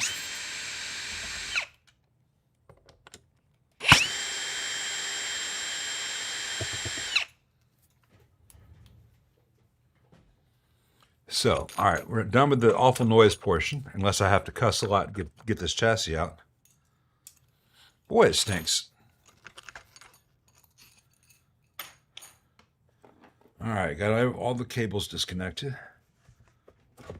All right, came out a lot easier this time. I guess because I was compressing the Tolex so much to get this reinstalled. Oh, it's real hot over here by the rectifier. I wonder if we just have a bad rectifier tube. Brad's voting on screen grids short. Well, the screen grids in this are some new Vishay 3 watt. It's the ones that you and I like to use. Oh, no. I see what it is.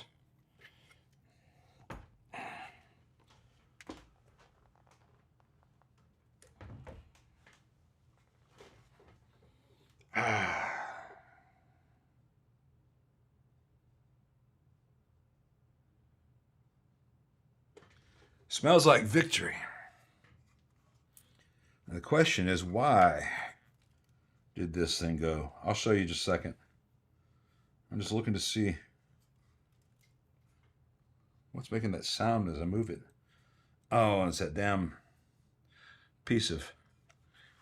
They put a cardboard label inside the cabinet, like an inspection thing, and pieces of it tear off sometimes, and it sounds like something else was rattling around here. All right, Brad, you sit on your hands. The rest of you, see if you can find the problem. Let's see. Give you guys the best shot at it.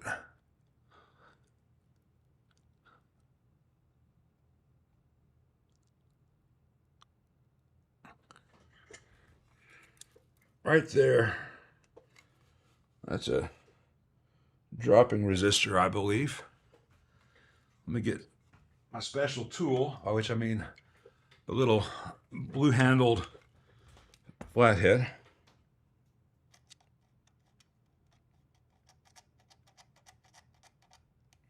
Moving some of the char. R58. All right. R58. I've got the schematic already called up because I was working on it. R58 is...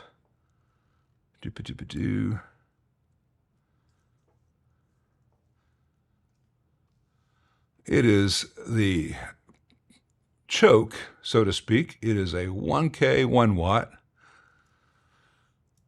Let me show you guys at home. Make sure I don't have any embarrassing tabs open. I don't. All right, good.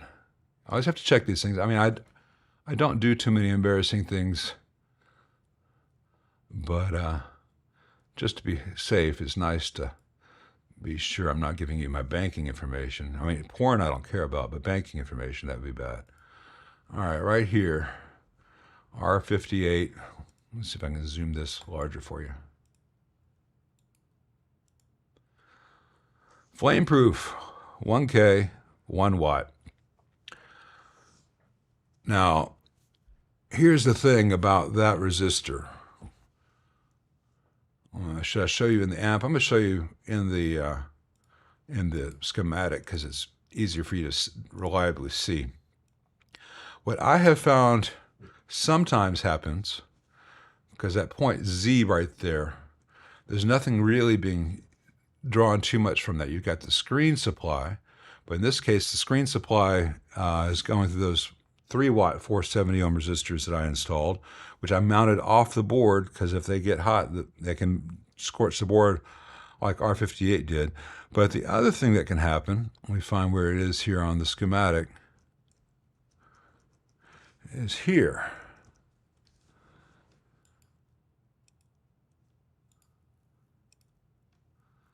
It can be a bad reverb transformer. There's node Z again. Or sometimes it's just a bad AT7 drawing too much current.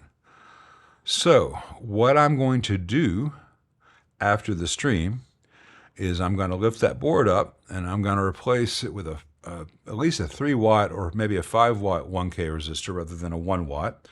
I'm going to mount it off the board and I'm going to bring it back up. First of all, without V2, without the AT7, and with the connection going to P3 here on the reverb transformer lifted up in the air. and I'm going to then power it on without the 6v6s. Let it run for a while like that. Monitor current. Then I'll put the 6v6s back in place because it could be a bad 6v6. And it could also potentially be an issue with the rectifier tube, though I doubt it. Though it was awfully hot there, just to have been running for, about 2 hours total today. It should not be getting that hot, just sitting there. I've barely been playing it. So anyway, I will let you guys know what it ended up being the next time we see each other or in the next video. But that's why I test them. In a little bit, the 6v6 is a likely suspect for me as well, Brad. So, because these are the 6v6s it came with.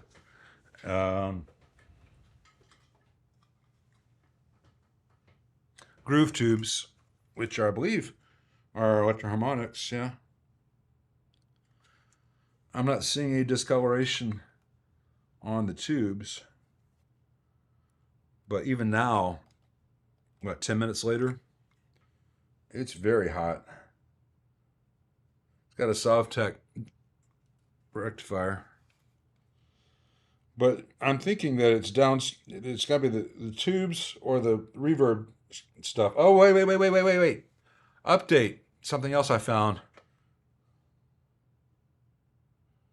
Remember I was saying a bad 12AT7 because it's also on node. Don't worry about the 6v6s. It's not the 6v6s. Said the AT7 was also on node Z. I'm looking at the cathode bypass cap right here for V2. Let's see if you guys can see that.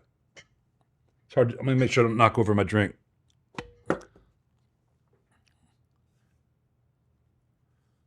Let's see. Come on, focus.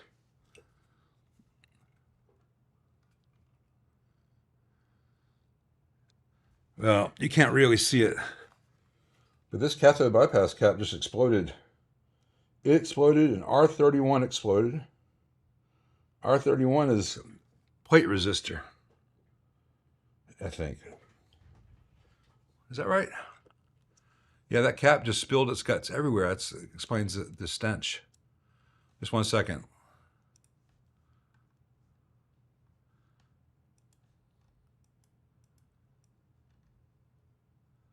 R31 is not the plate resistor. It's just a very large cathode resistor. So R31 drew too much current. Just 1 second. Let me minimize this. Yeah, sorry about not being the best videographer there. I meant to switch. Yeah. So R31 here is a large resistor, so I thought it was plate, but no, that's the cathode bypass resistor for V2, which is the reverb driver, the 12AT7. So that resistor smoked, this cap smoked, and this dropper smoked, which tells me it's probably just a bad 12AT7. If it were a bad reverb driver, it would have taken out this, but would not have taken out the cathode stuff. So just 1 second, I've got something cool to show you, and then I'll put this away. And again, I'm glad it happened before the owner, in this case, our friend Steve, got it back. Authentic Illinois capacitor guts. Let's see. I'll show you just a second. Let me put this chest down.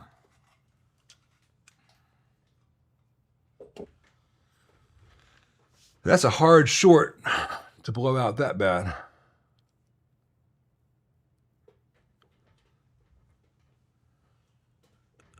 The good news is you guys got to hear the what it sounded like at the moment it began to happen.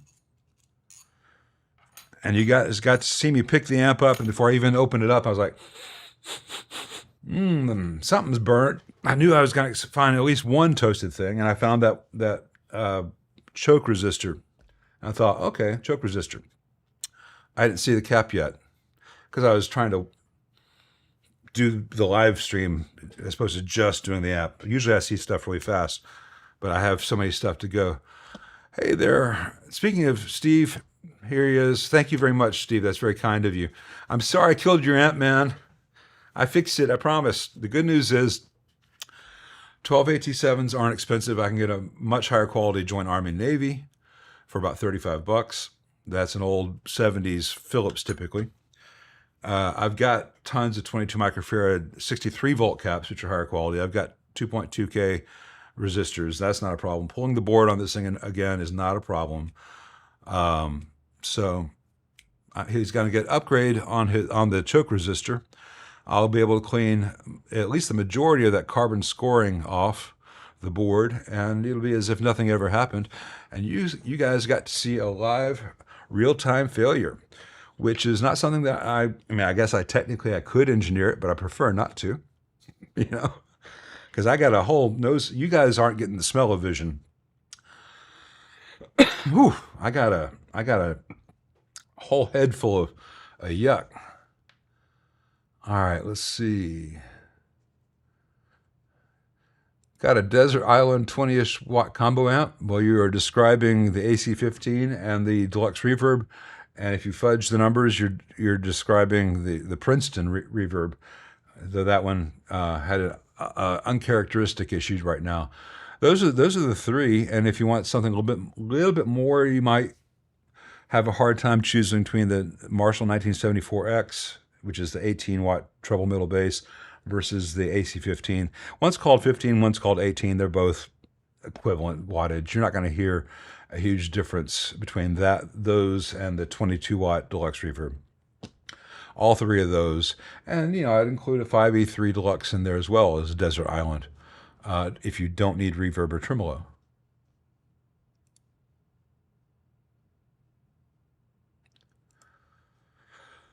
Hey, old guy, interested in restoring a Barn Find Deluxe from 1972 combo? Production number 72. Yeah, I will. I've got to get that other amp to you first, Stanley, but yeah, absolutely. Get in touch with me. I'd be glad to. As long as it's not a Barn Find like that Bassman, not Bassman. Yeah, it was Bassman. No, or was it Super Reverb? I guess it was Bassman, the one that I did that was all rusted out. I don't want to spend your entire fortune on an old Deluxe Reverb, but we'll talk. I'm willing to do any amp for you anytime, Stanley. I just want to make sure it's something that's worth your money. Hey, Jim, just built an AA1164 head from a schematic on Rob's site. Add a Lardmauer master volume and crank the low-end barf. Just changing the value of the 0.02 PI coupling cap's a good fix. When you crank it, you should be back at stock form. You should hear absolutely no difference between having a Lardmauer cranked and not having a Lardmauer at all. Now, I don't know whether you did the Lardmauer where you added an additional pair of output coupling caps, or whether you did the version that I show all the time where you just replace the 220K resistors with the two sides of the dual gang 250K pot. But it's also possible that when you did install the Lardmauer, you reversed the connections to the grids of the output tubes, in which case what you're actually hearing is not too much low end, but you're hearing positive feedback. So the first thing to do before you doubt yourself too terribly is to disconnect the negative feedback, which is usually easiest to do at the output jack, and then turn it up and see if you hear that problem. And if you don't hear that problem in that case, you've got the grids reversed on the output tubes. You can either reverse the grid connections at the dual gang master volume pot, or the connections to the master volume pot, or you could flip the blue and brown wires, the primaries on the output transformer. Probably want to change the wiring on the pot. It's very possible that you just reverse it. So in theory, if you're looking at the amp, and here's the input jack in down here, and it comes over here, you have this side of the phase inverter and this side of the phase inverter. then this side of the phase inverter would normally be going to the first output tube, and this side of the phase inverter would be going to the second output tube. And if you interrupt those grid connections to do your master volume, and you got them mixed up, you've undone your negative feedback. You've got positive feedback. Positive feedback doesn't always give you full motor boding or obvious oscillations. Sometimes it gives you the kind of behavior you're describing, where it's like something's off. It just sounds wrong.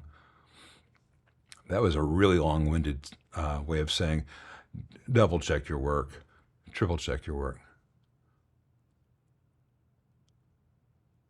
Can you put a really nice reverb take in an old I don't know, Goody. It depends on the real estate. Combos, if you have the real estate, sure.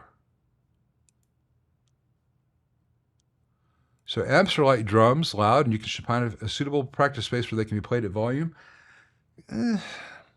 It depends on the amp. It depends on the style of music you're playing.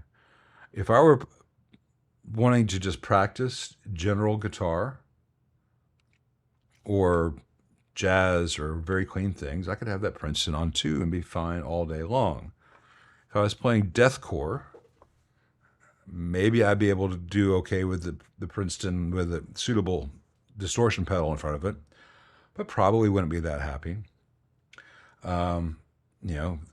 I think for guys in that situation, living in an apartment playing stuff where you really need the gain, the digital modeling stuff, even the little pedals, makes a lot of sense. I'm a big fan of practicing on an acoustic, and I'm a big fan of practicing on an unplugged electric, as long as you're very aware that you can overplay if you're not amplified. Now, it's not going to be something that affects everyone, but for very technical practices, and you're playing unamplified electric, and you don't know how hard you're playing, you can end up overplaying and giving yourself straining your fingers and stuff. Hopefully you have a guitar instructor or have had and are aware of such things. But in general, an amplifier does what it says on the tin. It amplifies, which is not always what we need. Now, an amplifier has two functions. One, to amplify. Two, to be a tone sculptor, shaper. And so if you need the tone sculpting, so it doesn't sound like the direct output of a Telecaster, but you don't need the amplification, that's when the digital stuff is great. It could be like a used Katana 50 with headphones. If you can be ready for your actual gig with your actual amp and not get evicted in the process, that's great.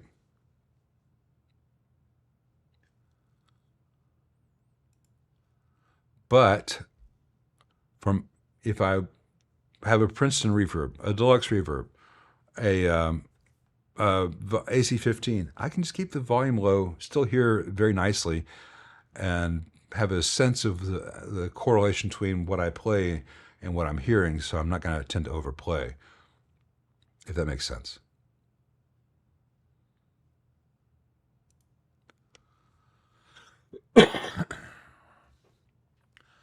Why the hate for the Vox Night Train? Well, they're really bright, they're really harsh, they're really built poorly, they're really prone to heat failures. Now that Princeton just had a heat failure, heat-related failure, current-related failure, and there's some scorching, but it's very easy for me to fix that. If I had more time, I'd do a fourth hour of the stream and we'd do that. Just, let's pull this board up, change these two components out, put them back, button it all up. It'd be 3 components. It's not hard to do. It's really hard to do on a night train. The assembly and disassembly is a pain in the butt. It's really too many things in a small box. And that cover that goes over the whole thing is held on by these tiny little crappy sheet metal screws. And there's only so many times you can remove and replace those screws before either the threads on the screw strips or the chassis holes ream out, and then you don't have a connection because they use sheet metal screws, not machine screws. The entire thing was designed to look pretty cool, sound all right at a Guitar Center on a Saturday morning, but not to last or not to really sound good at volume. I'm sorry.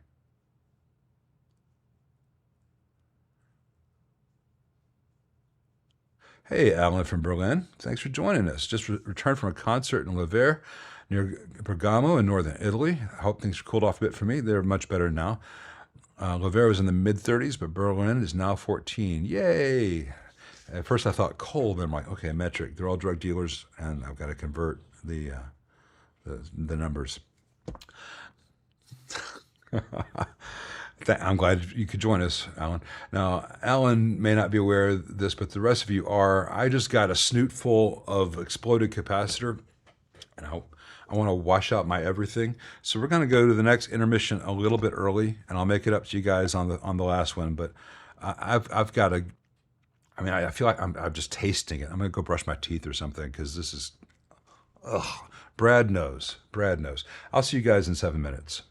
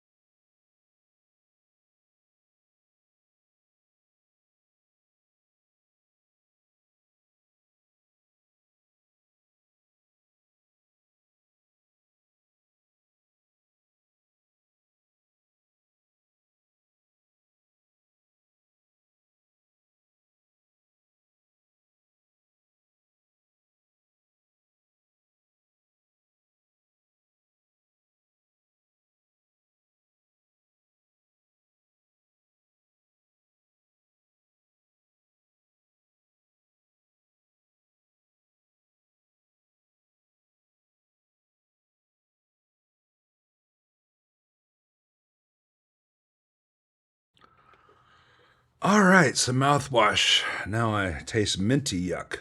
That capacitor burn. It lingers. All right, let's see. Do. Yeah, I saw your thing about the thumbnails this morning, Brad, and I agree with you. Besides, all those AI generated thumbnails look ugly with the hyper contrast and hyper sharpening. It's just garbage. I mean, I at least have the class to drive 12 hours with a real camera to bring you my live thumbnails, at least for today's stream. The stream's current bit rate is not acting right. Now it says it's good. Okay, whatever. Okay, yeah, I do not like any of the current implementations of AI, which is not the same thing as the current implementations of machine learning. Machine learning is awesome. I'm using machine learning right now to remove the sound of that fan, which keeps me alive, or at least to mitigate the sound of the fan. The fan also helps with that smell. I use machine learning to remove noise from photos. But that's not stuff that's using live data connections to some data center that's using up all the memory chips available in the world, all the water that's left in the world, writing term papers for people. I mean, my God, I've started putting at least one photo a day up on Instagram, and the AI-generated summaries of my photographs range from the, wow, that's scary how accurate it is, to, wow, that is not a person. That is not at all accurate. It's like flipping a coin. And I don't see the need for it. I wish we had more real intelligence these days.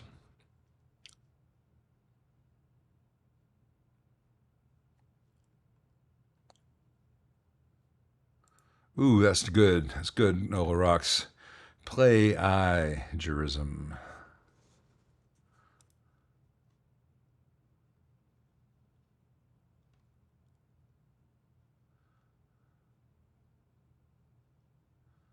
Any tips for amp maintenance on an 18-year-old Deluxe Reverb? Hey, Eddie Durant. Well, I've got playlists on my channel, and one of them is Vintage Fenders. And in the Vintage Fenders playlist, you'll probably see, several dozen vintage Deluxe Reverb videos by now. I'm not sure how many in total. A lot. It's a very common, very popular amp for good reasons.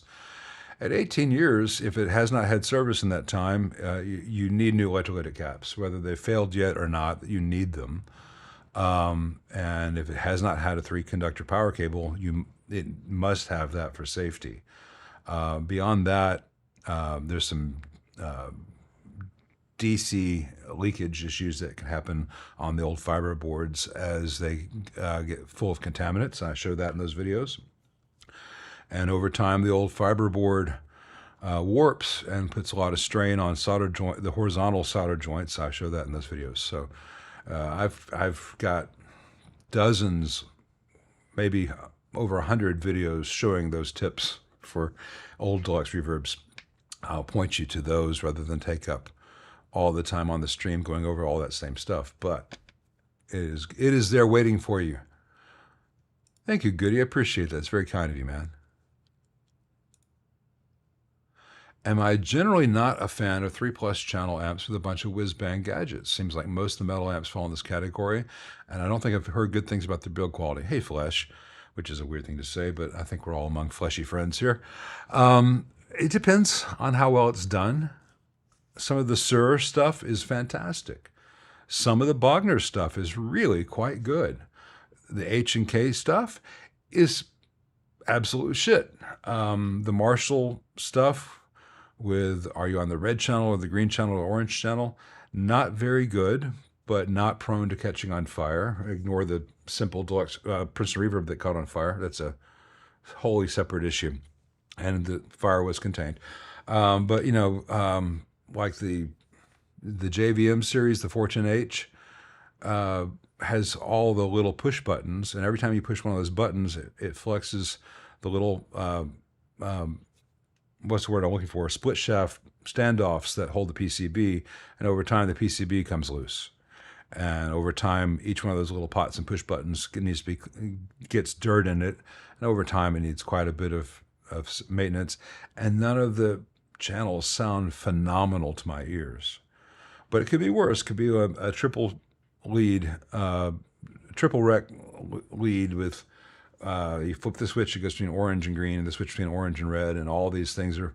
And then all of a sudden, it's just every 400 volt cap fails at once, and every diode burns up over time because they have 30 pounds of shit in a 10-pound bag. But it can be done right. But people then will say, well, the Surs and Bogners cost too much, so I'm going to just go get this whatever, fill in the blank. I'm like, well, you get what you pay for. I'm glad that sound was good for you guys out there when the amp started to catch on fire. I think what I'm going to do, I'm not going to do a 4th hour showing that fix because I don't want to. But what I am going to do is I'm going to make a video, and I will take chunks of this live stream back, and I'll download the live stream, and I'll edit the relevant pieces together for the hey. This happened, and now let's fix it kind of format. So I will show you guys the fix, and you get to hear it afterwards. But, just trying to hold the board up for you guys to see the exploded cap. The camera with this lighting, unless I move the light to here, which then, then you see the rim of the light. It's just not, I'm not set up to do that, whereas on the bench, I can really show you the stuff. I will do that. We will fix this in a separate video, and I'll use the failure mode and the initial diagnostic in that video. But the amp will be absolutely fine. And 12AT7s don't shit the bed like that very often, but they can do. Hey, let's see. It's cooled down now. Let me pull that 12AT.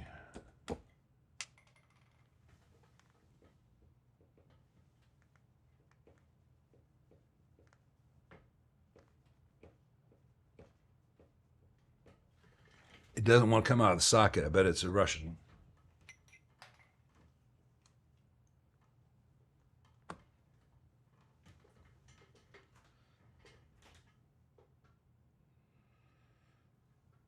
It says Groove Tubes GT 12AT7. I think it's just a soft tech. And the text is a little bit light, but doesn't show any discoloration. But there's that smell.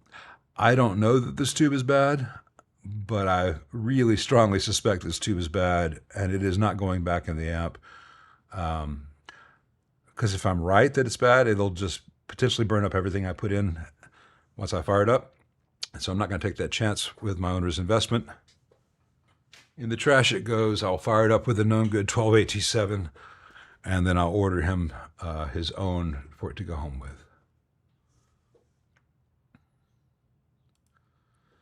Yeah, I mean, I get it. And I've said before, as much as I love tube amps, if you're doing top 40 things, or you're in a theater production where you've got to have all these different sounds instantly available, or you're playing certain genres where, say, a 5150 has traditionally been a good choice, you're probably going to actually get better results with the digital modeling stuff, because you can get the sound of a 5150 or SLO or whatever without the, well, not the SLO, but the 5150, the dual rectifier. You'll get that sound without all the noise, without all the heat issues, with all the failure modes. There's nothing wrong with digital for certain genres.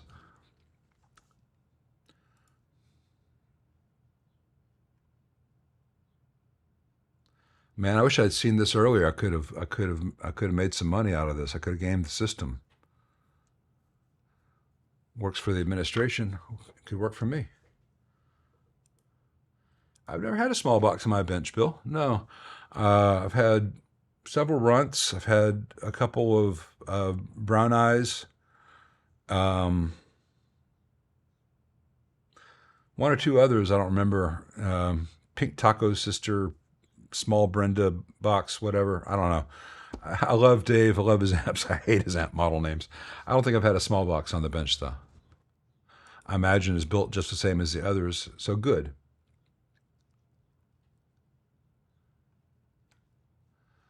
Man, Scott, right there. You can't see it, guys, because it's got the background. Let me close my blinds so you can see what the fucking.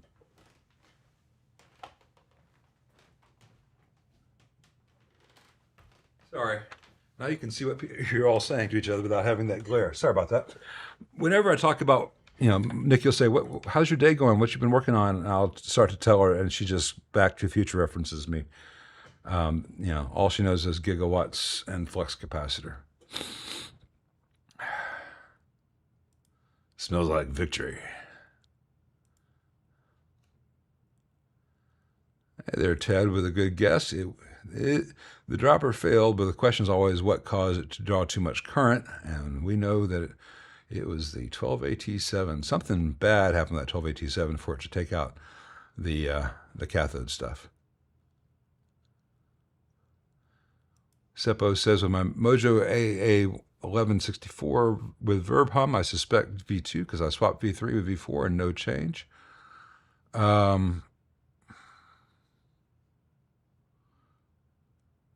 So that's a Princeton art. Yeah. It's probably have a problem in the tank. Oh, I forgot to show you the tank issue, or you've got a problem with V2.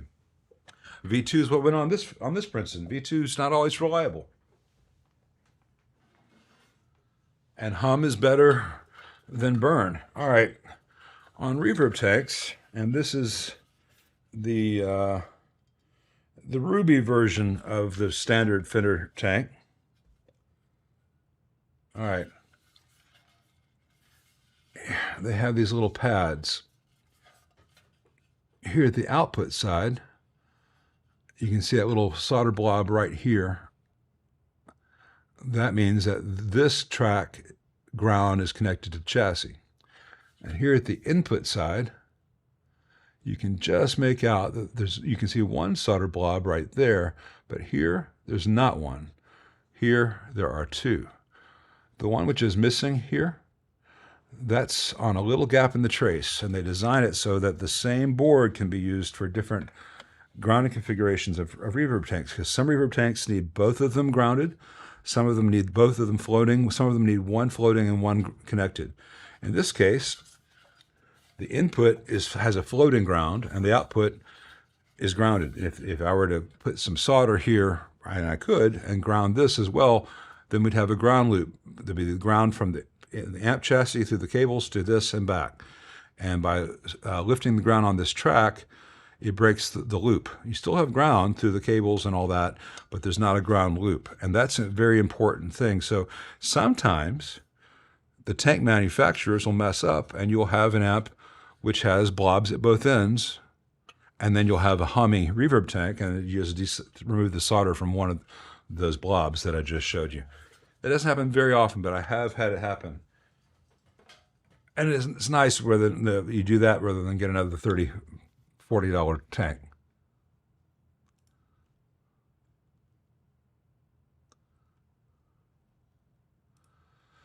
Good long-term storage tips for tube amps. May have to put some in storage for a while. Anything you can do? Well, they can handle temperatures that we cannot. The main consideration is moisture. You don't want any of the metals to rust, and the wood of the cabinets. You don't want to put it subjected to really freezing temperatures or really, really hot temperatures, because the Tolex won't appreciate it. Basically, within 20 degrees of what you'd be comfortable in is a pretty good range. It'd be good to have it, if any storage, to be temperature and humidity controlled, but that's not always possible. But, it depends on where you live. If you're in Louisiana, you've got to do something about the humidity, or the whole thing is just going to rust. If you're in North Montana, it gets too cold for the wood of the amp in January, But most of us, if you're in the States, if it's staying between 20 degrees and 100 degrees the year round, it's going to be fine.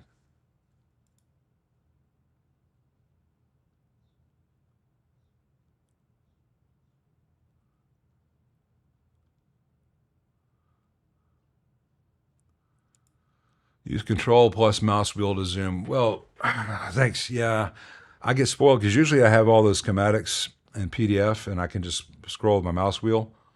And then I get in there. If I'm viewing on a browser, each browser is different and I forget which. I'm pretty sure each browser is a little bit different. Either that or I just forget. And I used to do IT. I should know all this stuff. So control or command. No, command plus wheel just goes up. Yeah, on my Mac at least, on all three of them, I was right, sadly. On my Mac, if I do control plus mouse wheel, it just scrolls up and down. It doesn't do anything about the zooming within the browser. Thanks, Excelja. Usually I download them and then I can do everything with the mouse wheel.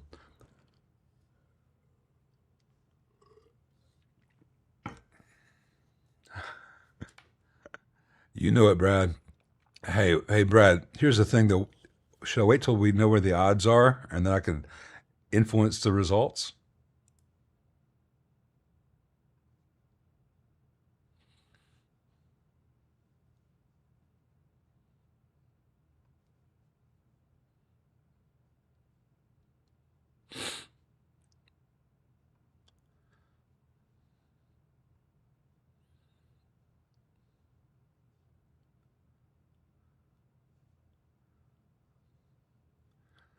Yeah, that's the real question. I mean, worst comes to worst, we get another reverb transformer. They're like 40, $50. We'll find out, won't we? Man, that is so true. I've had so many things happen, like full-on electrical storms happening inside a rectifier valve, and as soon as I say valve for your sake, and then I get the camera set up, and then it stops.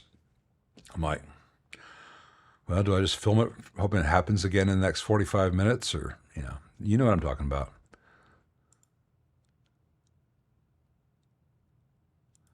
There's Steve, whose amp it is. That is pure class. To see me almost make his amp catch on fire, and for him to still be graceful and gracious like that, and give me money on top of everything.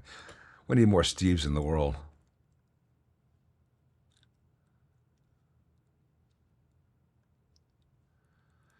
Yeah, man. The past couple nights, because people cannot wait for the fourth itself, I've been able to play Midtown Memphis's favorite game, fireworks or guns, and it's nice to know, at least this week and New Year's, it's mostly fireworks.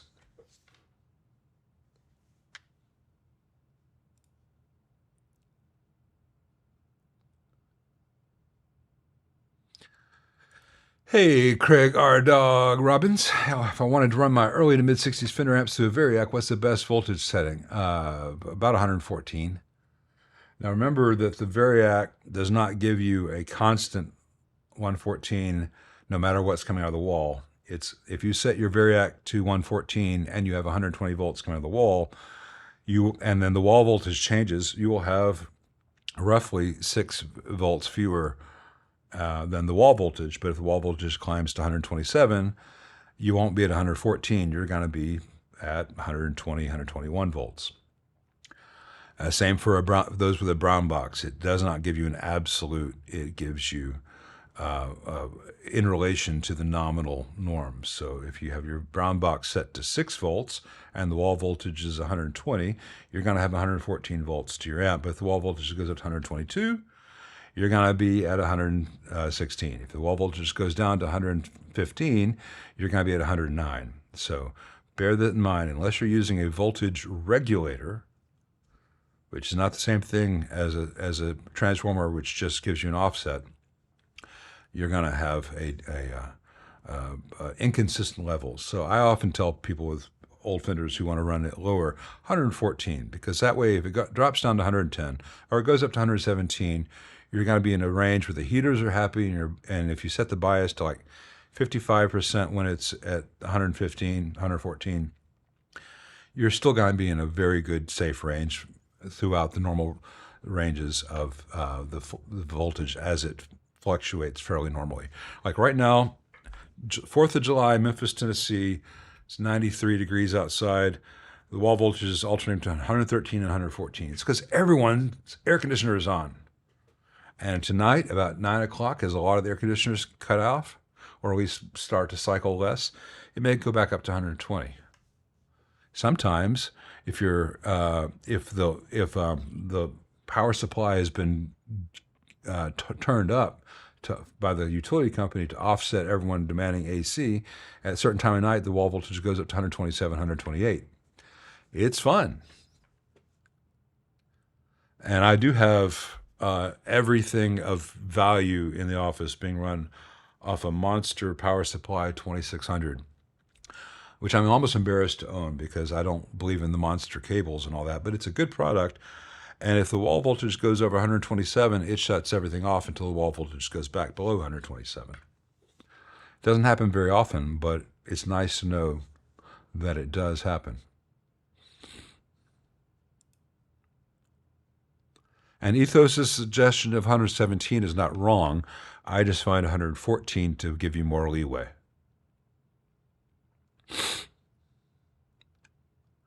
What do I think about using the old brass grounding for a kit build? It's fine if you want to, and if you can find one, and the holes spacing of the new brass control panel align with whatever you have in your kit. The hole alignment does not always match. It's not necessary. It gives no advantage to the performance of the amp. It's something that Fender did to make assembly easier, because they could do all those grounds to the brass outside of the chassis, then populate the chassis with everything put together. And it looks nice, but it's not. There's no benefit to it. I wouldn't mess with it unless you just magically happen to have one that magically lines up with your kit. Most kits don't offer the brass sheets. If there's someone on Reverb or Etsy making them, I don't know if they're going to match, say, a Mojotone chassis. I don't know if they have matched an original chassis. And it'd be a pain in the butt to make one. But if you've got a machine shop and you've got the right sheet metal press and you can calculate the angle and all that, go for it. How much do I hate Fender bass breakers? I don't hate them at all. I've not tried one, Surfy Montana, but I have an awful lot of tech friends who have been inside them and say they're absolute trash, and especially the models which have the automatic bias is just unreliable. They cause huge failures. Fender is not giving them any real support, and all the techs have had to take that part of the circuit out and put in a standard bias circuit. So, they're not reliable amps. The auto bias feature is a major weakness. But I have clients who have them who say that they sound great and they really like them. So, and the client I've spoken to about his bass breaker the most, who likes it, cards on the table, he's a professional, plays with Billy Joel. He's got a couple of dimes. And if he likes an amp and it costs him $400 and only lasts 5 years, oh well, that was a fun 5 years. But if you're mowing yards to save up, that's the analogy. If a $500 amp to you is something that is you have to save up for, or if you're sacrificing to get, I don't think it's a safe bet of your money. But it depends on your income levels, your experience levels. To me, if I get 5 years out of an iPhone, that's great. That's what it was there to do. I don't expect an iPhone to last 20 years. But an amplifier should not be as designed to be replaced.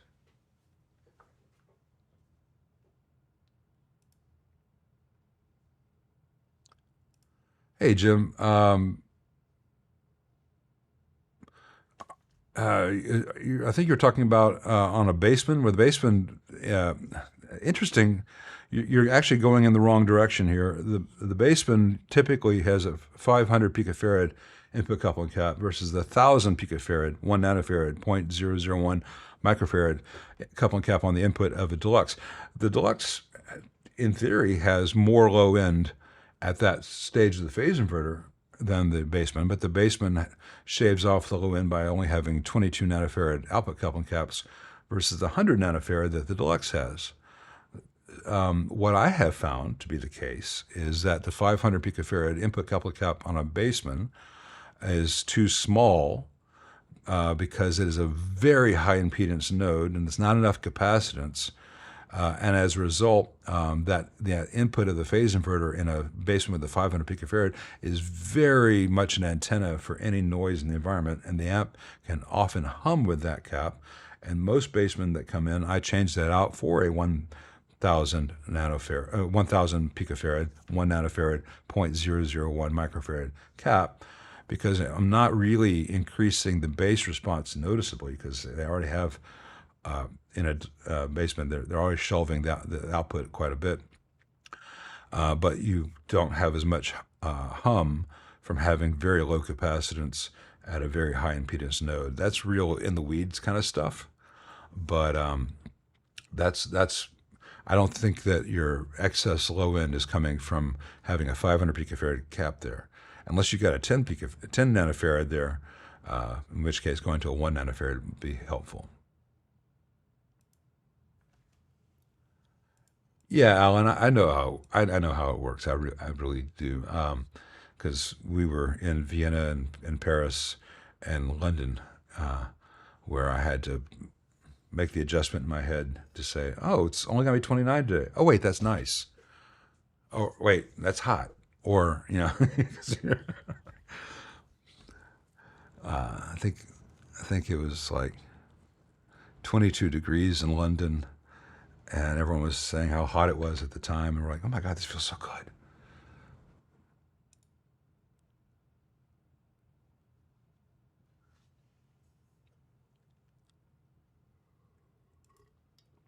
Yeah, max powers. That's why I don't do a hard quote to people. I tell people, all right, you have a car that's not been driven in a long time, and before I can do anything else, I need to get all the oil out and change out the spark plugs and get some new tires on there.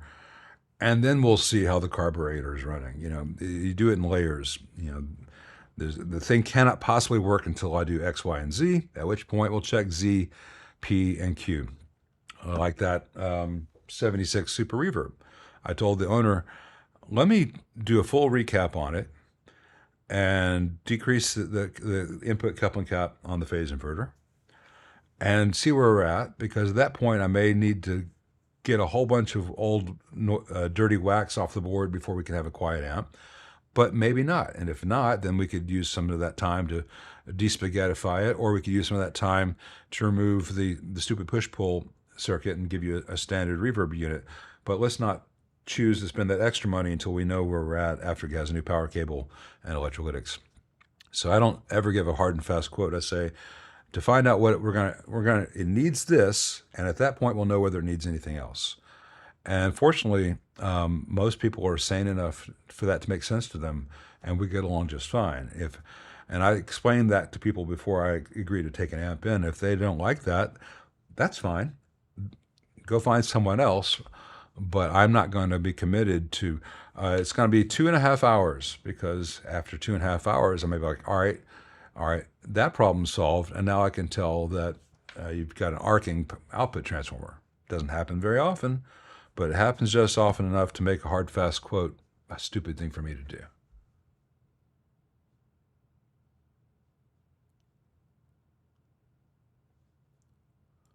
Hey there, Gregors. I promise not to call you Gregors again. I don't know why that came out. Sorry about that, Greg. It's a nice 26 here today. Oh yeah, the room still stinks, Mike's. Yeah, Mike. Room still stinks. Probably will for another hour or so. I'm gonna blame it on the capacitor. Man, yeah, seleniums are up there. Selenium, if Brad can speak to this, if rosewood dust gets in your nose, man, the boogers can last a week. Bandsaws, or sometimes just any interaction with sandpaper and bone, if you're making nuts, man, the smell of burning bone is almost exactly that of an exploded cap. Makes you wonder what's in the damn capacitors.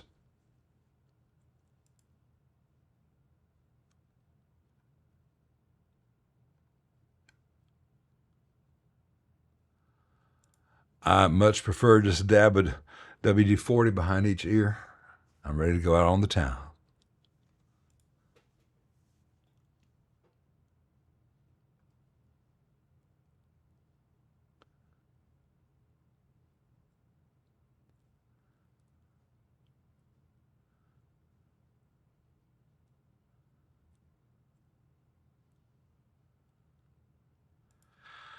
Well, that's the thing. There are all kinds of things that occur to me to do, but I've not paid for the full version of DaVinci because it's just hard to justify another $300. And so some of the things the program can do, I'm just too cheap to buy to take advantage of. And so, like the crash zoom effects and all that, I could do an instant replay. No, that kind of thing. But I can do that in real time. I try not to rely too much on the gimmicks or the constantly inserting the one eternity later kind of thing. It's just there's so many YouTube cliches out there, but I might dabble a bit from time to time. Hey, Kurt, what would be a good suggestion for the empty master volume pot location on Twin Reverb after deleting the push-pull boost master volume? Looking for suggestions, mostly a variable negative feedback. Variable negative feedback is not as useful in a Twin as people think. Um, it depends on what you want to do. Some guys might like a push-pull pot that all it does is it would be kind of cool to just put a 100K pot there, wire it in series with between the lug 1 and ground of the existing mids pot on the reverb channel, and have it push pull. So you can even have it foot switchable, so that you could have a variable boost, which would give you a lot more of what you're going for than variable negative feedback, because you would actually have some useful gain to play with, and you can make it sound like a bit tweedy, a bit martially that way. Or you could just don't use the pull boost and just have it as a good master volume if you want to turn the preamp up a bit and turn the output level down. You don't need to. I wouldn't suggest making too many changes. What I'm going to do on that 76 Super Reverb is what I would do if I had I would suggest doing if I had yours. It's going to stay a straight master volume. I'm just going to remove the bright cap, and I'm going to disconnect the push-pull stuff because it just overcomplicates the reverb circuit unnecessarily and adds a certain level of spaghetti. But it's a good sounding master volume, and it's nice to have a Twin that you can occasionally use in a smaller room without having, because if you have a Twin and you just turn the volume up to 1.5, you can just barely hear it, and then at 2 it gets loud. So it's nice to have control over that. A, B, if you're one of those who uses the bright switch on a Twin, the lower the channel volume, the more effect that will have. So if you have the channel volume on 2, because you can't turn the amp up anymore, and you want to have that bright cap sound, it's really harsh. But that way you could have turn the channel volume up to 3.5, where that cap's going to do less. It's going to be less nails on the blackboard, and then just turn down the nice sounding master volume without that nasty bright cap. So that's what I would suggest. Those two things: either a variable mids boost, or a better implementation, or a tweaked implementation of the master volume it already has. Variable negative feedback is a whole lot of yeah, it's a little bit different to yeah, it goes between good and awful. Yeah, the head first alto would be a good choice. That's a good example of one done well. I should have remembered that, Brad. You're absolutely right. Yeah, and it's infinitely better than what you get. It's comparable to what you get from Sir Friedman. It's not at all like you're going to get from the Black Stars and the Fenders and such of the world.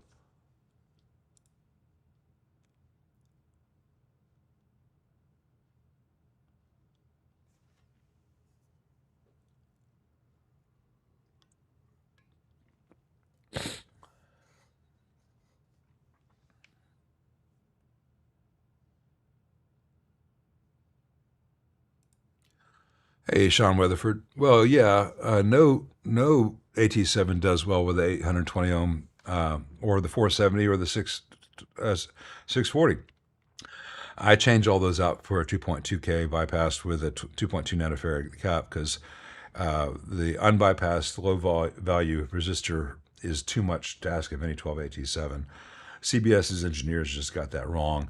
They did that because there's an argument to be made for it as far as negative local feedback goes.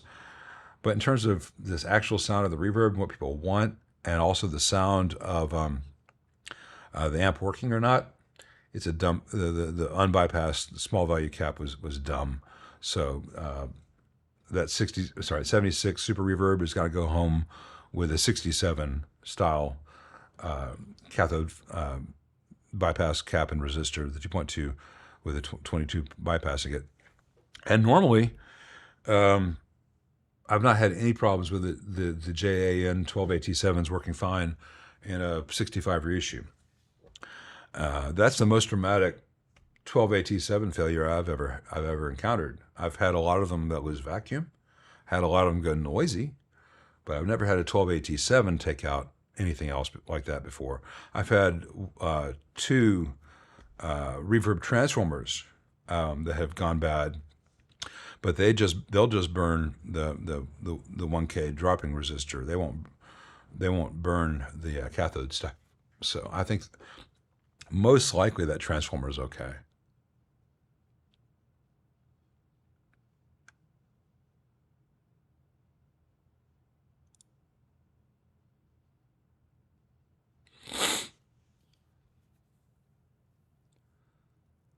Yeah, I mean, Jays, if you see this, I'm sorry.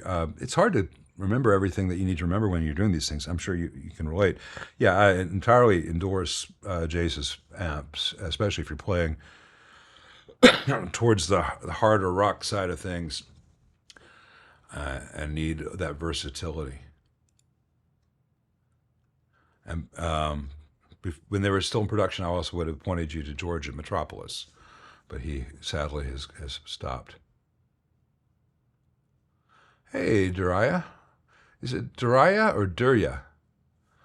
Please let me know, because I don't like mispronouncing people's names. Your deluxe reverb reissue crackled after warming up. Suspect filter caps and haven't powered it on since.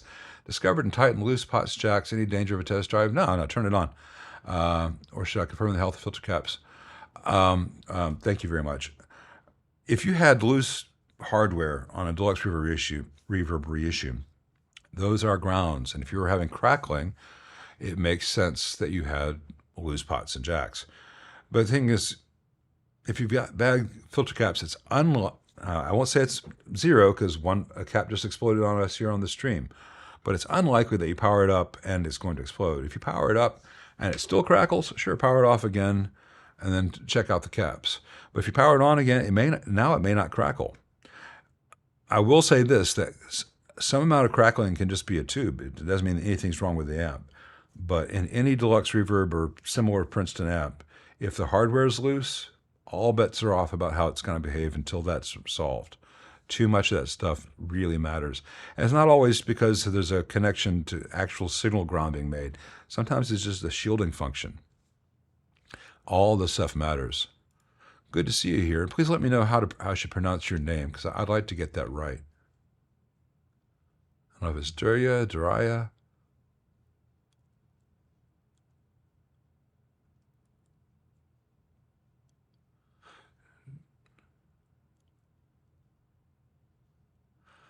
Dario, but with an E at the end.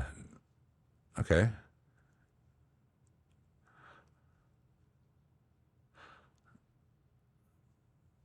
You mean like a schwa E? Because otherwise, Dario already has it. Daria. I wish I could hear you say it because I'd like to get your name right. I had a Turkish girlfriend for about 2 years, and took me 6 months to learn how to pronounce her name, and I can barely say it now because it's been so long. But it was important to me to get it right, because I don't want to be the stereotypical American. I'll just call you buddy. Thanks, buddy. That kind of thing. But certain sounds. I mean, my name is practically impossible to say for the Japanese. Certain sounds in certain languages don't always work together without a lot of work. Hell, it's not even Japan. Half the people in Memphis cannot understand, conceive of the name Lyle, pronounce it, or spell it. So when I go to places and they're like, hey, and you have a name for that order, I give them my middle name, Anderson. Anderson. And now you all know my middle name.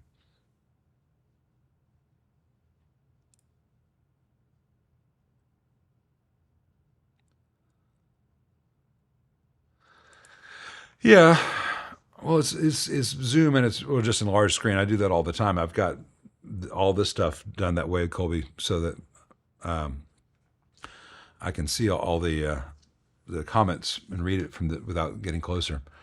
But it's not the same thing as what I wanted to do I wanted to do a very targeted enlargement, so it was right clicking and zooming.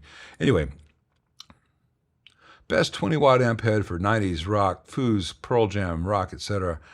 AC15, absolutely. AC15 will totally do it. You won't miss that extra 2 to 5 watts. I happen to know that a lot of the stuff on the Foo Fighters record, the one that has Everlong on it, a lot of that's AC50. AC50, not AC50, AC30. AC30 and AC15 can give you very martially things. Now, if you want to be technically correct, a lot of the 10 and Versus stuff was like a Tweed Bassman and a JCM 800. But I'd say an AC15 and a couple of overdrive pedals and go to the races, man. Hey, Flesh, am I okay with someone ordering it out from Sweetwater, having it shipped directly to me for mods? If I've spoken to them first and I'm okay with, and we're on the same page, yeah, I am. I've had that happen. Just as long as the person would understand that while Sweetwater can ship the amp to me for free, I can't ship the amp to you for free. It's a one-way free shipping ticket. But yeah, send me an email after this. We'll talk. In fact, a client just sent me, and I have not opened it yet. I will do that in the next couple of days. An amp from Sweetwater, one of their Sweetwater modded deluxes for our viewing pleasure. And we're going to go through the Sweetwater modded deluxe reverb in a video this week and see how they do and what they do and why they do it and whether it's worth doing, etc., etc. So that'll be a fun one. Yeah, I'm just kind of sure that I'm getting nothing but bit of honeys from them in the future. Hopefully I can say nice things and they'll send me like Toblerone, but I doubt it.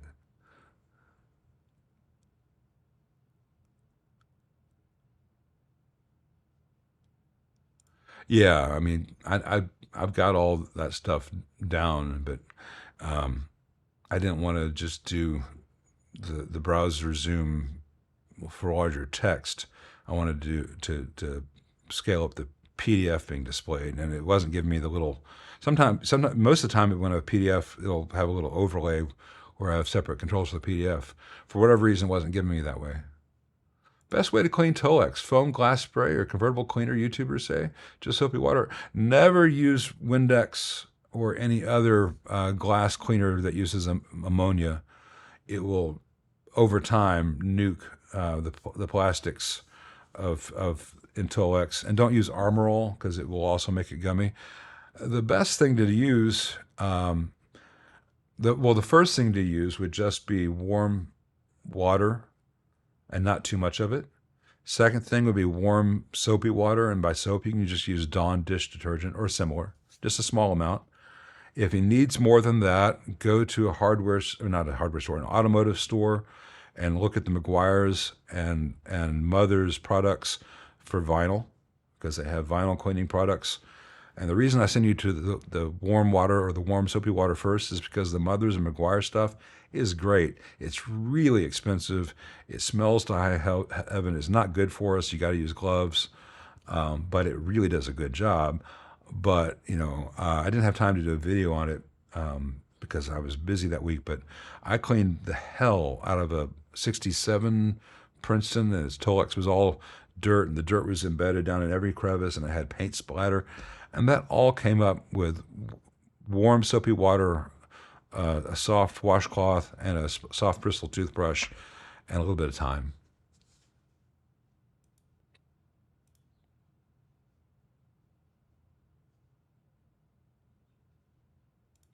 Hey, Ethos, using two CTS push-pull volume pots in your deluxe reverb build. Don't. We'll talk about that. Do I know if the resistive coating in those pots is the same as the dimple back pots? If not, then I'll be doing pot surgery.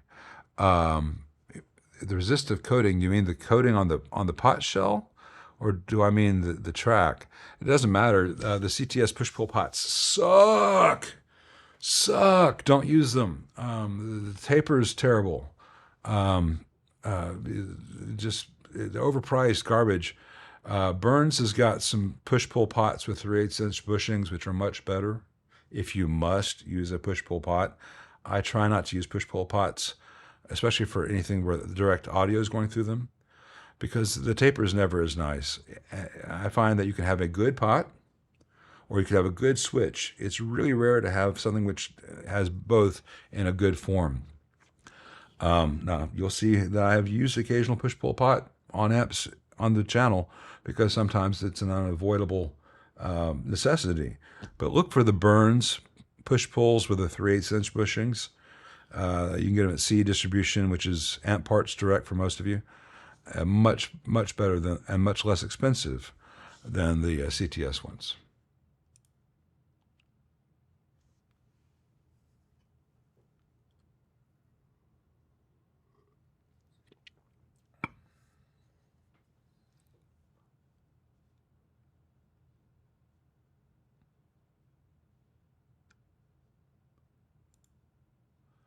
Hey, David Ross, Musical Instruments. Recently bought a Fender 65 Deluxe Reverb reissue from 2016. Very good amp. Plan on replacing the filter caps, but I'm wondering if replacing the electrolytics on the main board, including the radial caps, is desirable. It's not usually necessary. There's nothing wrong with doing it if you have the skill and because the caps themselves are cheap.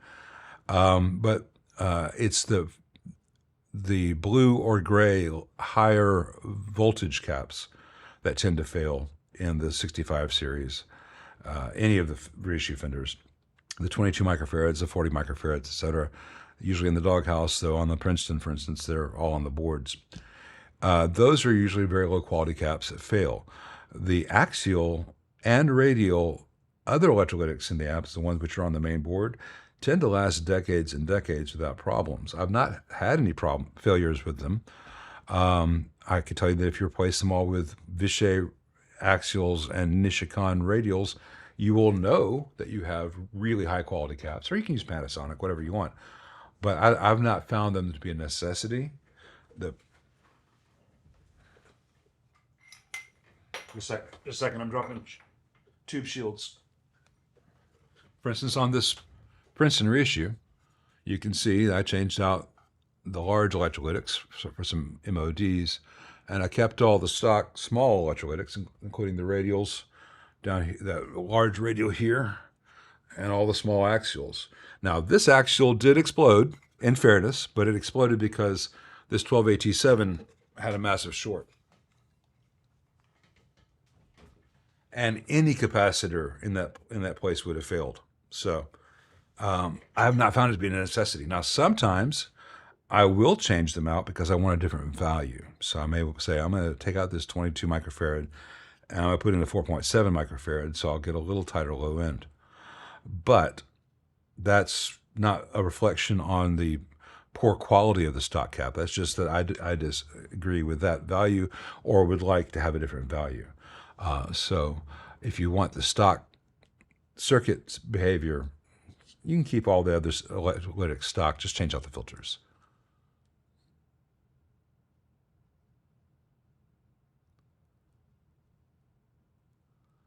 Any amp chassis stand recommendations? Mojo is $3. I don't use an amp stand. Just a second. My belt's digging into me.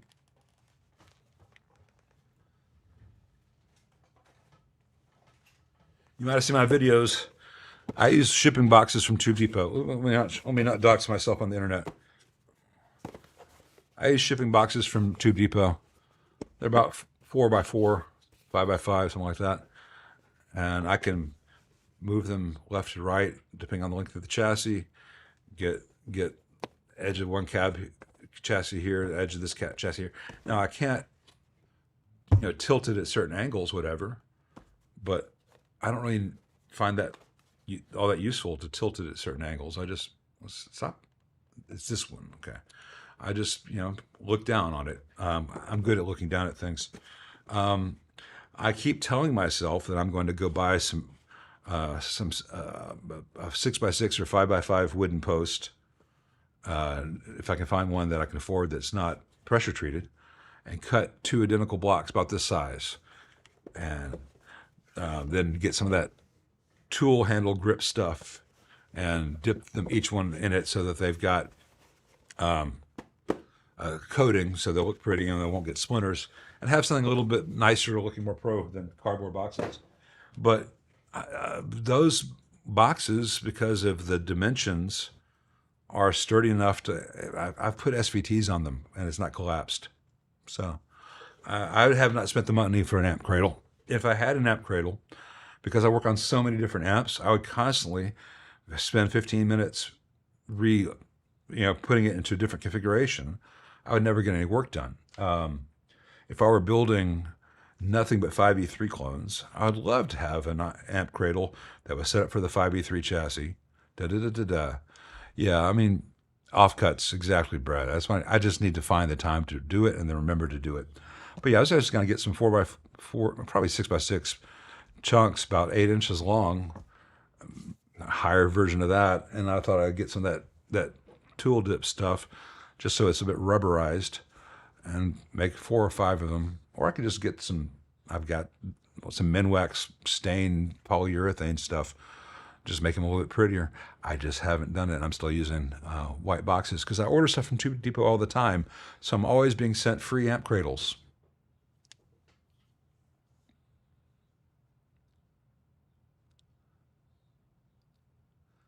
Let's see. Have ever designed away from adapting a traditional Fender Doghouse over to modern radio electrolytics? Well, thank you very much. I've thought about it. It'd be very easy to do. As long as, the thing is, where the holes for Fender to the Doghouse screws in Fenders is not consistent even from model to model of the same year. So if you have, because I think those were just done kind of sort of randomly at the factory. So I've had 2 67 Super Reverbs next to each other, and the 2 screws that hold the Doghouse fiber boards in place are just in slightly different places. So that's the main trick, is to come up with a mounting method that's consistent. As far as a PCB, I could make one PCB that could do everything from a deluxe reverb up to a ultralinear super twin. That wouldn't be a problem. The issue is a consistent way to mount it to the existing holes in the chassis, or tell people that, hey, you're gonna have to figure out how to mount this yourself. And I've given you 8 possible mounting holes. You can use any combination of them. But because there is a fiber board on the other side of the chassis there, you are limited in your options. So it's fun. We are getting to the end of the allotted regular time. Thank you, Martin. Appreciate you being here. I want to wrap up in the next 6 minutes. Then for anyone who'd be interested, I have some other film scans back. For those of you who've been following my journey, experimenting, acquainting myself with film photography. Let's see. Also, my 65 Deluxe Reverb reissue, I noticed that the background noise for the reverb control increases considerably when turning the control up to max. I'm wondering if this is a bug or a feature. All right, David Ross. I've shown this before in videos. I think I've got a video up in the Fender playlist, Fender reissues playlist, specifically on this subject. But again, looking at V2 here, Let's see if I can show it to you. It'd be V3 on your deluxe. Let's see, but it's V2 here. See that blue wire, right? See that blue wire right there I'm pointing to? That is a blue wire, which is looped between pins 1 and 6 of the AT7 tube socket. In stock form, they have a loop going around the tube like that. It's green, goes from pin 2 to pin 7. They have the grids looping around the socket, and they've got the cathode going across the socket from 3 to 8, and they've got the plate going across the socket from 1 to 6. That causes noise. The quiet way to do it is what I've shown here, which is what they did in the 60s, where the cathode goes across the socket from 1 to 8, and the grid goes across the socket from 2 to 7, but you run the blue wire, in this case it's going to pin 1, usually it goes to pin 6 on a Fender, and then you run a loop around the perimeter of the tube from 1 to 6, like they did in the 60s, and that's a much quieter reverb circuit, and that's probably what you're experiencing. And every reissue I've ever been in, and I've been in a lot of them, come from the factory wrong. And people have done my change, like, oh my God, it's quiet for the first time. I'm like, yep, because you're actually making it a reissue of what Fender used to do.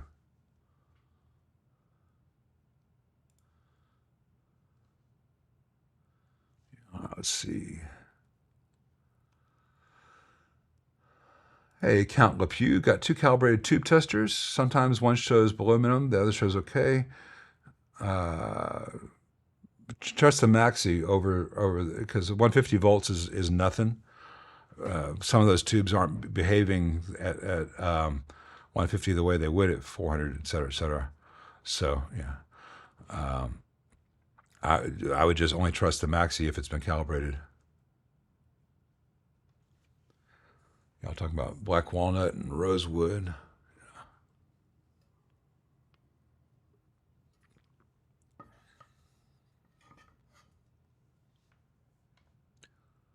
Hey, Captain Thomas, got a 67 Super and a 75 Princeton. Both sound amazing clean and bad with gain pedals. They have this fizzy undertone that's terrible.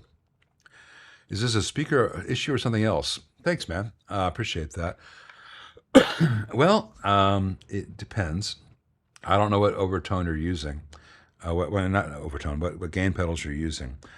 And I also don't know whether you've got the bright switch on the Super.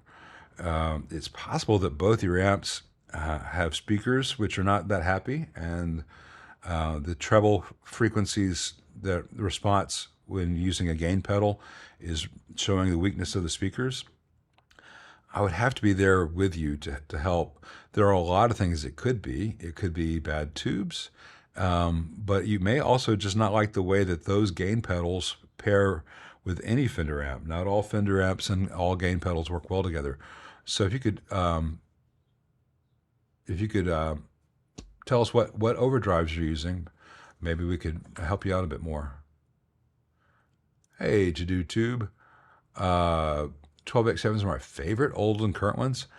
I don't have any favorites. I like the ones that work. I like the ones that work without any weirdnesses. I've got a handful of old RCAs that have drifted in my life. They're just, I keep them around because if I'm wondering if an amp's got a problem in the circuit or the tube, I know aside from some of them being a little microphonic, the tubes work and sound perfectly. I've heard reissues with nothing but Electro-Harmonics or nothing but JJs or Tunxalls sound phenomenal. I've heard originals with nothing but Brimars and Mullards and Bugle Boys sound awful. And I've heard old amps with old tubes sound phenomenal. But they also sound phenomenal when I put new glass in them if the glass is to spec. I am a big believer in older tubes having higher tolerances and being overall better built, often having better heater rejection, less prone to bleed from triode to triode. That should be 4, and not being as susceptible to high voltage cathode problems. But I've also found them to be, in general, unless you're buying from a very trusted source, a lot of crappy tubes are being sold to people for very inflated prices that aren't any good, or they are of no benefit. It doesn't matter if you're using a new old stock tube in V5 of a deluxe reverb. It's an oscillator stage. The world's worst microphonic noisy 12x7, and if it has a moo of over 80, it's going to work. A lot of people have been taken advantage of selling the snake oil aspect of vintage. So there's nothing wrong with sending an amp home, as I recently did, with 2 Joint Army-Navy 70s Philips 12 AT7s, because they're better quality than the current production AT7s, and they cost the same.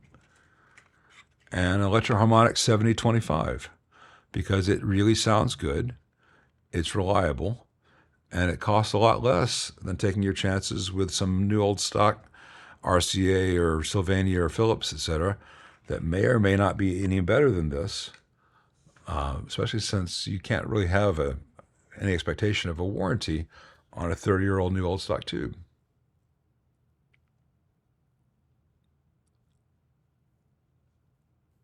Sorry if that disappoints you. I know I'm supposed to be a tube snob, but I don't have any rose tint to my glasses. Realistically, can a 79 Ultralinear Pro Reverb be made to sound similar? I can make one sound exactly like a 66, and I've done it. It takes a lot of time and money. I don't think it's worth it, because I think the world's got a lot of Pro Reverbs that sound like the 60s. And there's something cool about, say, a 79 Ultralinear Pro Reverb. I think that, it depends on what you want the amp for. And if you have a 79 Pro Reverb and it's not the sound for you, I think you should sell it and get something that already sounds closer to what you want. But yeah, I can make a 79 sound just like a 66, but it can be quite a bit of money. You got to add a choke. You got to reconfigure a lot of the circuit. You're wasting some of the taps on that much more expensive, larger output transformer. I'd accept it for what it is or find something else. All right, I'm going to say thank you to everyone who came here for amp questions. And I tend to do 3 hours of amp questions every Saturday. But right now, I'm going to be a little bit selfish, because I've had a continuing conversation with a lot of regulars about my film photography stuff. And I'm going to call up my most recent film stuff for those of you who care. I know not everyone will, and so if you don't, now'll be the time to check out. But I'm going to resize this so that I can see the comments. Hopefully you guys are seeing it as well. Let's see. Yeah, you're seeing mostly just that. Let me give you a little bit more size. All right, so last time we spoke, we left off here with this Portra 400 photo. All right, now I'm only going to be seeing what you guys say with a slight delay, because I can't see the real-time stuff, but I'll see the stuff about 5-10 seconds afterwards. So after the Portra 400, which I thought was good, but not in danger of putting my digital stuff out to pasture, I tried some HP5. Now the HP5, the Ilford HP5, I've looked at a lot, and I thought that it looked good and worth trying, but that it did not have as much contrast as Tri-X, and I was interested in seeing, therefore, what would happen if I pushed it one stop. So to give it a little bit more contrast out of the camera. So this is HP5, which is a 400 speed film, and I had a yellow 8 filter on it, mostly for the outdoor stuff for the skies. So while I would normally meter it at 200 because I'm using the yellow filter, I metered it at box speed 400, but with the yellow 8 or yellow 2, whatever it is, the yellow 2 filter on there, I knew that I would have that offset, so I had the lab push it one stop. So this is the result. Now this, I did crop into this a little bit because I only had a split second to get this photo because I knew that the guy would move. I saw him, I was downtown, I was in the lobby of the Peabody Hotel, I was about to leave, and I saw him there framed by this light, and I didn't have time to get the perfect composition, so I cropped in quite a bit, and as a result, it's very grainy because the HP5 has a high grain regardless. Then I pushed it a stop, and because of the push, and because of the film, and because of the almost uncoated lens on the old Canon I've got, it has a slight coating but not a ton.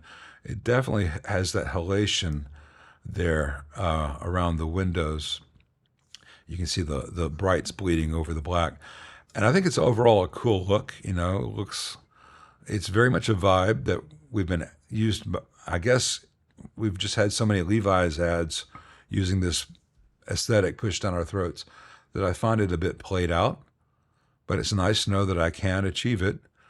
And, without being homoerotic or anything, I saw this kid and I'm like, my God, talk about your physique. He looks like a Greek god checking his cell phone. And I had about 2 seconds to get the shot. And so here we go. So from my perspective, I think I did a good job. I was ready.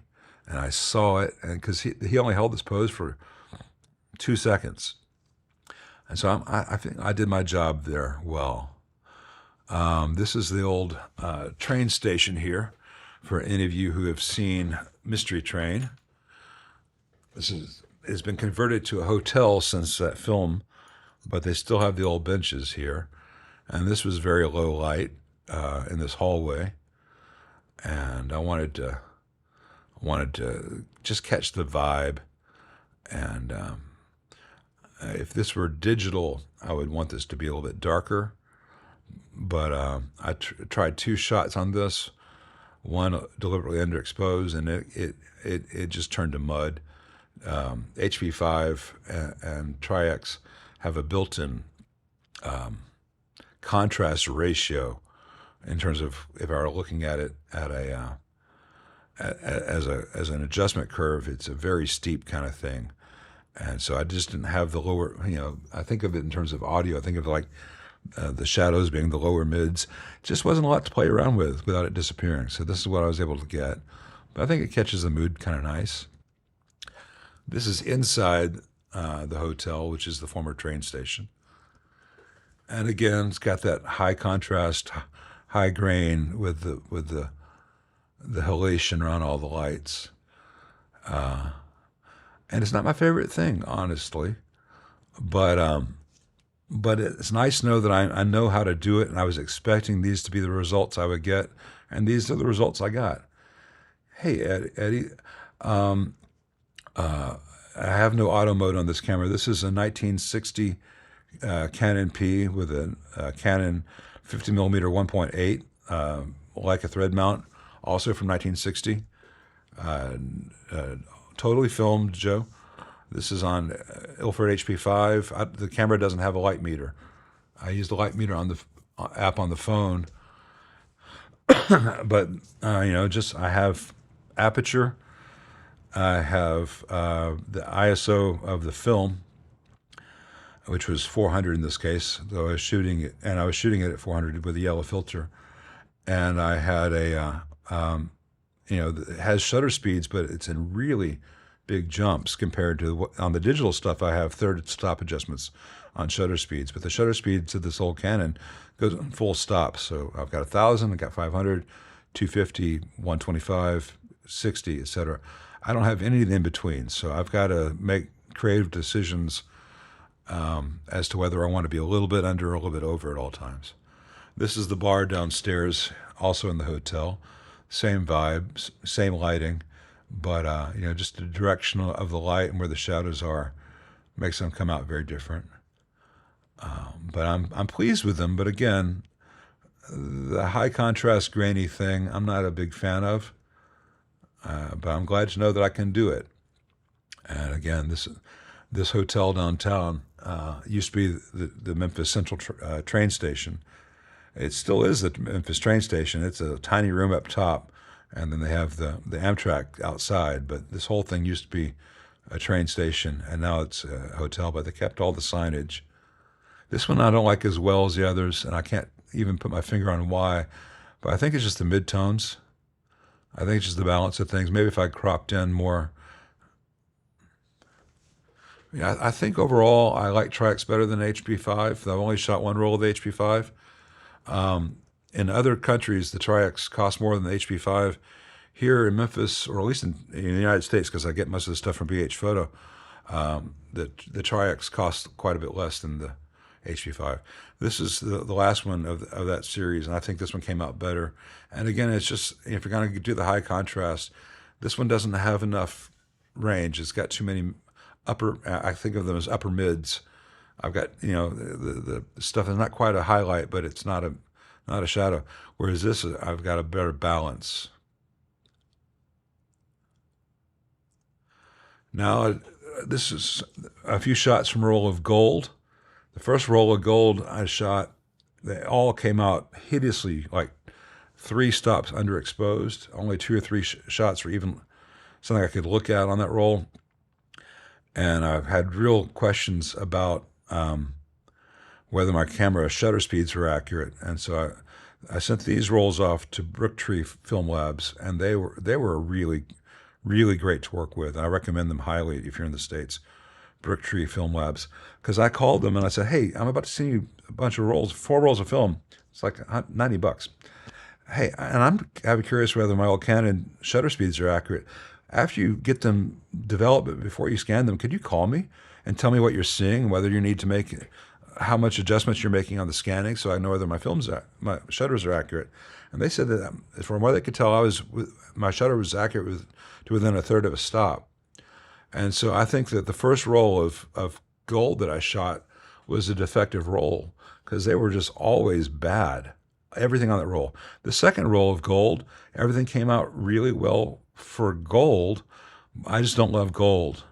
Now this photo I kind of like, because it looks like, especially the woman's face, I don't know, she looks like she could be related to Gerard Depardieu or something. And this photo could have been taken in a Parisian market, though it's very much Memphis. But, I want to see how the gold would handle all the natural colors. And it looks like gold. Everything's got that brownish tinge to it that I don't like at all. This is a young man. I met him again today. I saw him at the farmer's market again this morning. And I talked to his dad, and I sent them this photo because I had it on my phone. But his name is Max, and he's like 12 or 13. And he does rodeos. He's about to compete in his first juniors rodeo, and he dresses like this every day, his dad said. But anyway, I thought he looked cool. You don't see enough people that age being as individualistic. And so I took a shot, and I think I got a good portrait of him, given the fact that what the background was, what it was, and I couldn't ask the guy in the tie-dye to move or anything, and I couldn't say, hey, I'm gonna take a better picture of your kid. We're gonna go over here for a while. So I'd take the picture of the kid where he was. I thought I did a pretty good job with a manual focus lens from 1960, where you can't get closer than a meter. But I don't like the gold. I wish I'd had something else for this. And this is a woman. Again, I just wanted to see how it would do with skin tones and the natural colors of the flowers, and she was gracious enough to let me do a test shot. It's not a great photograph, but it means that now I know that, yeah, I really don't like Kodak Gold. I don't like the grain. I don't like the colors. I really don't like the way it handles shadows.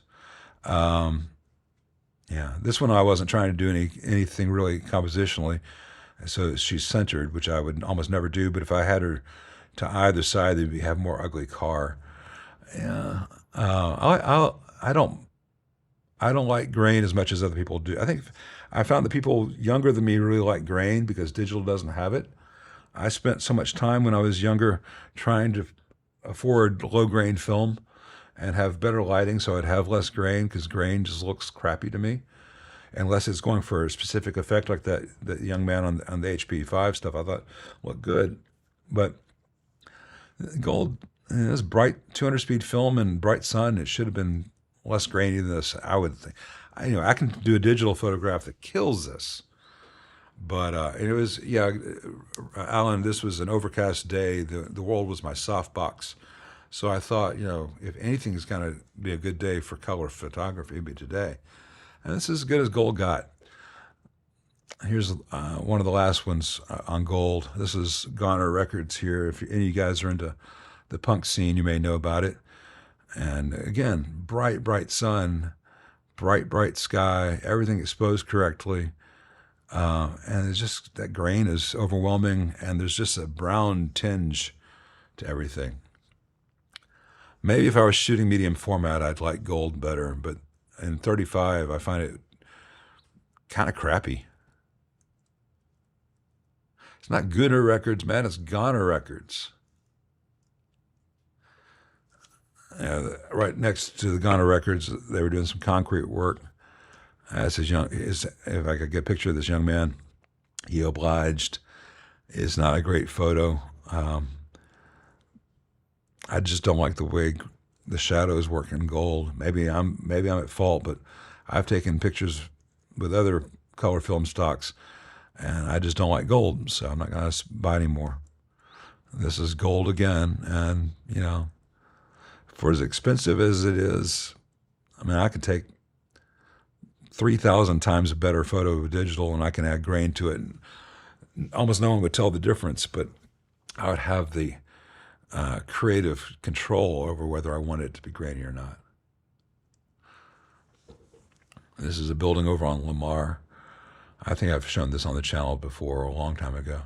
I just like the geometry and the color of the building, and I wanted to see how gold would handle that sky and the greens of the leaves and the grass in front, and then that purpley brick building with all the texture. And this is probably the best. This and the first one with the flowers, probably the best one I've gotten of the gold, but I just don't like the gold. Let's see. What is my line to take photos of people? Do I say snap and say geez? Well, I try to do candids as much as possible. When it's not possible, I will find, and I know that I've got to do a portrait rather than a candid. I'll find a way to compliment them. Whatever drew my eye to make me want to take a picture, I will say, hey, that's a cool hat you're wearing, or you did not get that dolled up to go outside and not get your picture taken. Let's solve that problem, because you're looking too good not to have your picture taken. As soon as you compliment people and you explain that you're not using it commercially or anything, and you're going to make them look good and you're going to send them a picture, 90% of the time they're thrilled, because most people just don't get a professional portrait taken of them very often, or they don't even know the difference until you send them what you've done, and they're comparing it to all the snaps they have of them on their phone, and they're like, oh my God. I'll show you some of those I've taken of some people before we end this. If you haven't touched your Hasselblad in decades, just send it to me, Rudy. I'll take good care of it. All right, so I wasn't a big fan of the HP4 because I felt I had to push it at least a stop to get any contrast. So I did try some Ilford FP4.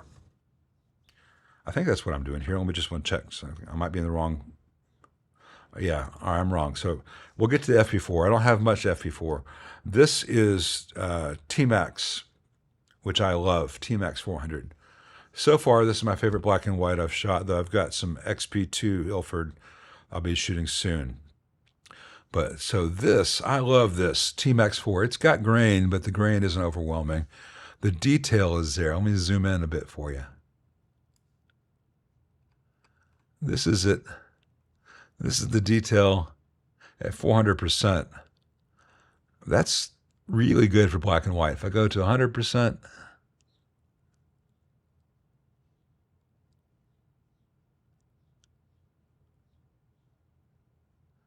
all right, that's about 100%. That's really good. I could always add more grain, or I could just decide to push it if I want it more. But this, to me, out of camera, I shot this 2/3 over on purpose, so because I play by the zone system on the black and white, and so I just brought the exposure down 2/3 of a stop on the scan in Lightroom, and this is what you got. So, you know, we went to the zoo, and I was showing, and Nikki had her camera, and I was showing her how to set a shallow depth of field and how the premise works. So I showed her how I do it on this one, and it's not as sharp as my digital cameras, but it's for film, it's pretty good. It's mostly sharp on the second to the left knuckle of the lion's paws, but you can see the spider web between the paws. These are the old.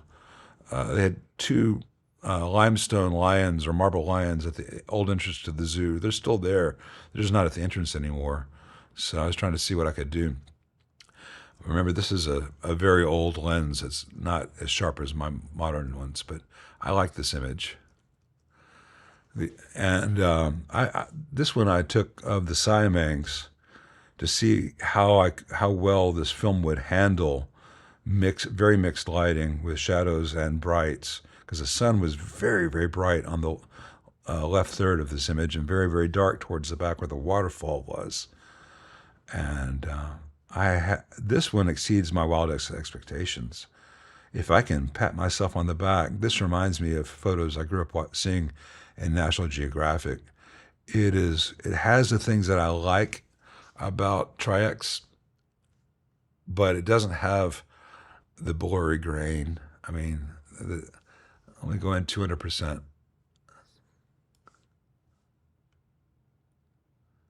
You can still see the hair on the Siamangs, almost 300% here. You can see that the hair texture on the Siamangs, I was like French crimp there, and the bark of this tree, and the definition of the leaves, even though they're slightly out of focus there, because I was focused on the I thought on the Siamangs. I'm not sure if I've got some focus curvature of this lens or not, because that tree is also really sharp right there. But this image makes me very happy.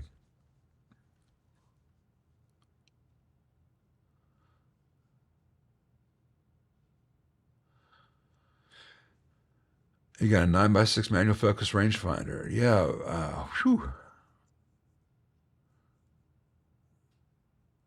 What camera is the 9x6? That's a big roll. And Nikki bought a book, a 20-week course on photography. So I'm interested to see how she does learning it that way.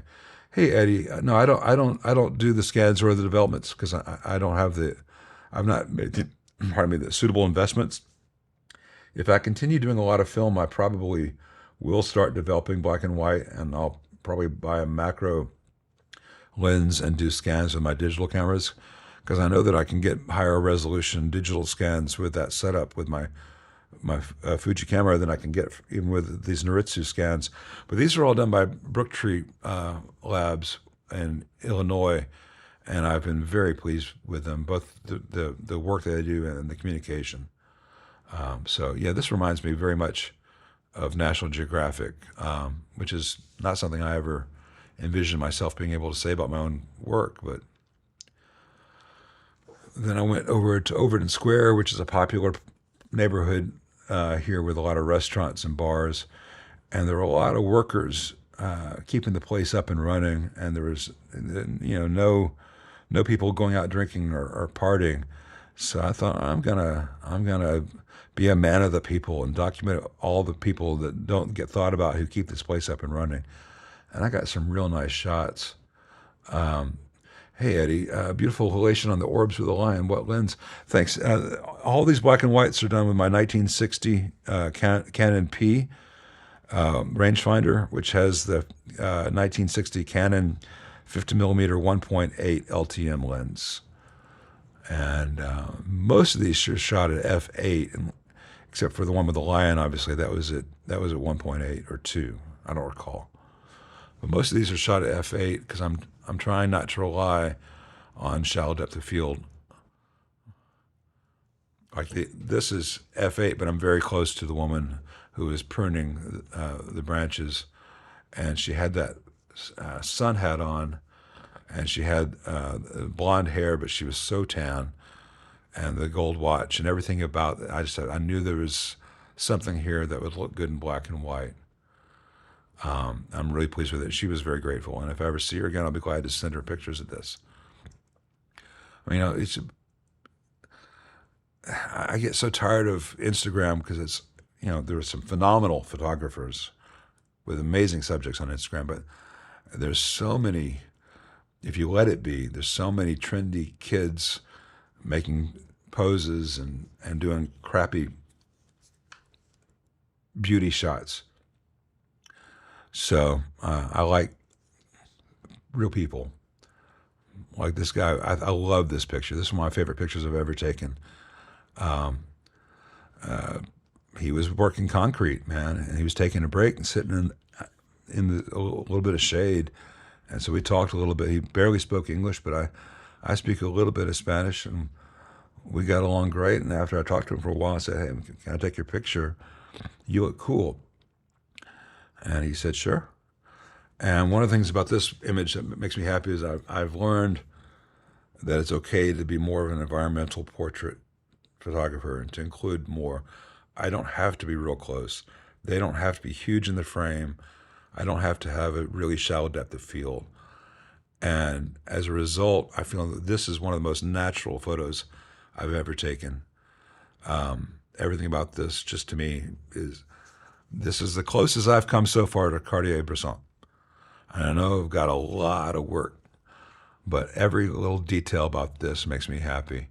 There's a pride flag in the reflection. He's got a Mexican flag on his hat. I'm in his sunglasses taking the picture. He's got his reflection from a different angle in the glass. His body is again. The pose is fantastic without it being a pose. His skin color looks fantastic.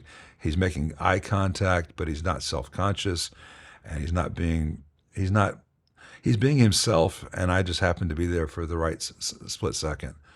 And, there's detail in the texture of the hat, and everything that you need to have detail is there, but then the fall off to out of focus is nice. Even though this was F8, I'm close enough that there's still fall off, and the grain is subtle. This is a photograph I'm very proud of, and I don't say that easily. And I'm not proud of most of my work. Most of my work is either bad or a technically good photo of an intrinsically interesting thing without making that leap to being an actual good photograph. I think I've got about 4 good photographs so far.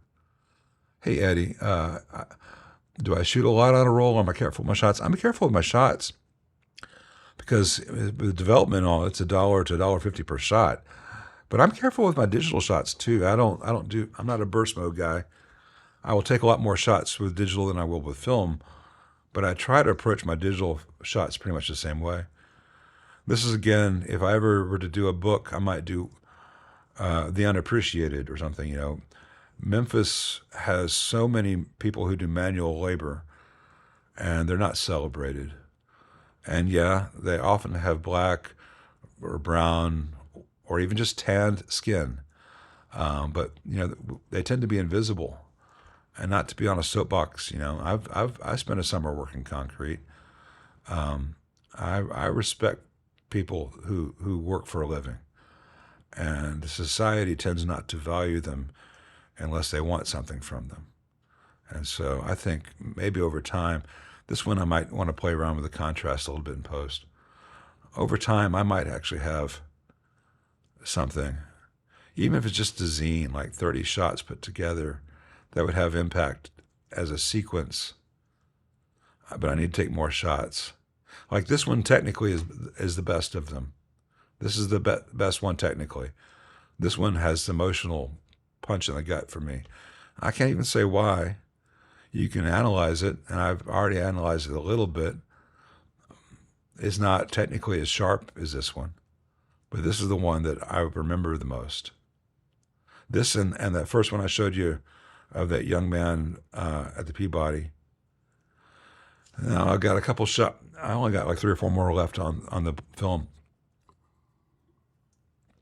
Now every shot I had scanned did I keep. I deleted sorry, I'm a little bit hoarse. I deleted the ones that weren't interesting to me because I don't need to look back or second guess myself. But these last shots here are FP4, which I was curious to try because I knew that it had more contrast than HP5. But FP4 is a 125 speed film, and I shot most of them at 100, and I shot some of them at 80, and the ones I shot at 80 came out better than the ones I shot at 100. And I think it's just that the 125 is not necessarily that accurate a rating from Ilford. But this is FP4, and I like it better than HP5. It's just got a little less grain and a little bit more of the darks, whereas the HP5, when not pushed, seemed to me to have just be more grayscale, less darks. This was a good portrait. I was pleased with this one. I don't think it's a great photograph, but if I had a way to identify this woman and send it to her, I think she would love it because she loves her little dog. And they were walking down the street. My wife and I were about to go to the place next door here, a place called the Green Beetle, to grab some lunch. And she came out and she saw I had an old camera, and she wanted to talk to me about the old camera because she had an old camera, and her old camera was like a Canon Rebel from 15 years ago. I didn't tell her what an old camera really was, but anyway, she was interested in someone actually carrying around something that wasn't an iPhone. So we talked, and she had that little dog, and after a while I said, y'all just too cute together. I got to take some pictures of you. So I got some pictures, and I wish she wasn't holding that pop can up so high, but I can't direct them. And I don't give any directions or even do the 3, 2, 1 thing. I take my chances on blinking because I don't want people to be posing. I will say, especially when it's like two people talking to each other, I'll say, make each other, tell each other, crack each other up. Tell them the grossest joke you know. Or like that picture I showed you a couple of weeks ago, the little girl, tell me a story about a monster, anything to get them out of I'm posing, because I don't want them to feel like they're at Sears Portrait Studio. If I was working with a model, I'd do the 3, 2, 1 because they're trained, and just to avoid blinks and whatever. I think this is the last one I've got to film. This was just testing the dynamic range of the FP4, and I like it a lot better than HP5, but I don't like it nearly as well as I like the Ultramax, not Ultramax, the T-Max. The T-Max so far is my favorite film stock, even though I've got this picture here with this is the T-Max. I got these pictures here with HP5, which I also like, but I don't think I want to lean into that aesthetic as much. I don't know, it just seems very you get your HP5 and you push it 2 stops, and then you get on your YouTube channels and all that. I just don't find it that interesting. I mean, Tri-X is good. I like this one with Tri-X, but I think I like the T-Max a lot better just because I have a choice of the grain. I could not get this a shot as clean as this with Tri-X. And because I said so, let's see. How do I get back to my... Here it goes. All right. Wanted to show a couple of recent pictures real fast, and then I'll let you guys go on with your life. I think I showed you... Did I show you these last time? The ones I'm moving the arrow over? I know you saw some of these on Instagram, Brad. I think the last one I showed was this woman here. I think the last one I showed on here was this one here. Yeah. I think so. I got this sequence that I'm very proud of here over at Crosstown Arts, and indoor lighting with a very strong weird red. There's no way I could have gotten these results with film. The light wasn't there consistently. The film stock couldn't have handled that blue and those reds, you know, or it'd just be so difficult. Maybe if I were to pose these things and I had a medium format one. You saw the stair one last time? I don't recall. All right, this is one of the portraits. The woman was so pleased with this because she had not had a professional photograph taken of her that she came down the street a couple days later and gave me $100. I actually sent her like 5 photos from the series, but she paid me. She said, art should be appreciated, art should be paid for. And that meant the world to me. You know, I don't think that they're phenomenal photographs, but because they are a good photograph, they are better pictures than she's had of herself in a long time. Because people, you know, I made fun of the Sears photography studio before, but, you know, people don't have those very often. The staircase is a Cinestill shot. You could get close to this with Cinestill, but you wouldn't be able to have control over all the balances. Cinestill does weird things, man. It does look a little bit like Cinestill there, the halation of those lights, because I have a 1/8 strength, what was it called? Glitter glass on my 18 millimeter lens. So that's all optical. The stuff that you see there on those lights, the halation, that's optical. None of this is done in post. All manual focus, by the way, if I can pat myself on the back.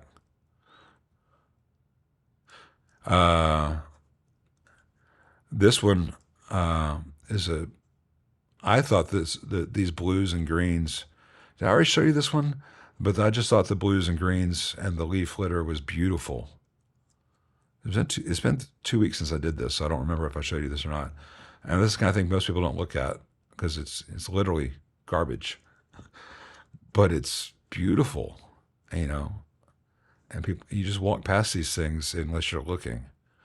And, you know, it sounds real head up his ass, arty farty to say things like that. But, you know, if you take the time to see things like this, you can see a lot more in the world. I might have already shown you those. I think I already showed you these women. Yeah, but this woman and her daughter, you know, they didn't have pictures like this taken on people's iPhones. And sometimes when I'm doing a photo like this, and I know it's a portrait for someone who's not, you know, necessarily gonna be, you know, have high visual literacy or whatever you might talk about if you're in this world. You know, to take, you know, go ahead and say, all right, let's show them what f1.4 looks like, you know. And I got the woman in sharper focus than the daughter because I was really shallow, and she was a wiggle worm. But that's part of life. But again, I'm showing you this. You probably see more in focus on your little, if you're watching on your phone, and I'm looking at this on a 32-inch monitor. But you know, they're mostly going to look at it on their phone or their iPad. They're going to think this is the best photo they've ever had. This one I'm so proud of. I did send them a copy of Gooden. I send everyone whose portrait I do, I send them. Now, this is a candid, and I just love this one. I remember talking about this one. Maybe I was talking to you, Brad. I remember talking about this, how it's like a short, no, I was talking to Nikki. This one's like a short story to me. And I don't even want to say anything more about it. You either see what I'm talking about or you don't. This one's got emotional weight. I don't want to say any more because it sounds like I'm praising myself. I made creative decisions based on what I saw that were in sympathy with what I saw. I don't know. I think I did something good here, but I don't want to tell you how good I am, if that makes sense. I don't like talking about myself, which is an odd thing since I end up having to do that sideways on the channel. But to me, this is about the things that I'm trying to express visually. And so I shouldn't have to talk too much about the things I express visually. I'll talk about grain. I'll talk about exposure, color balance, all the technical things that go into it. None of that matters for this photograph. This photograph matters to me beyond any technical reason.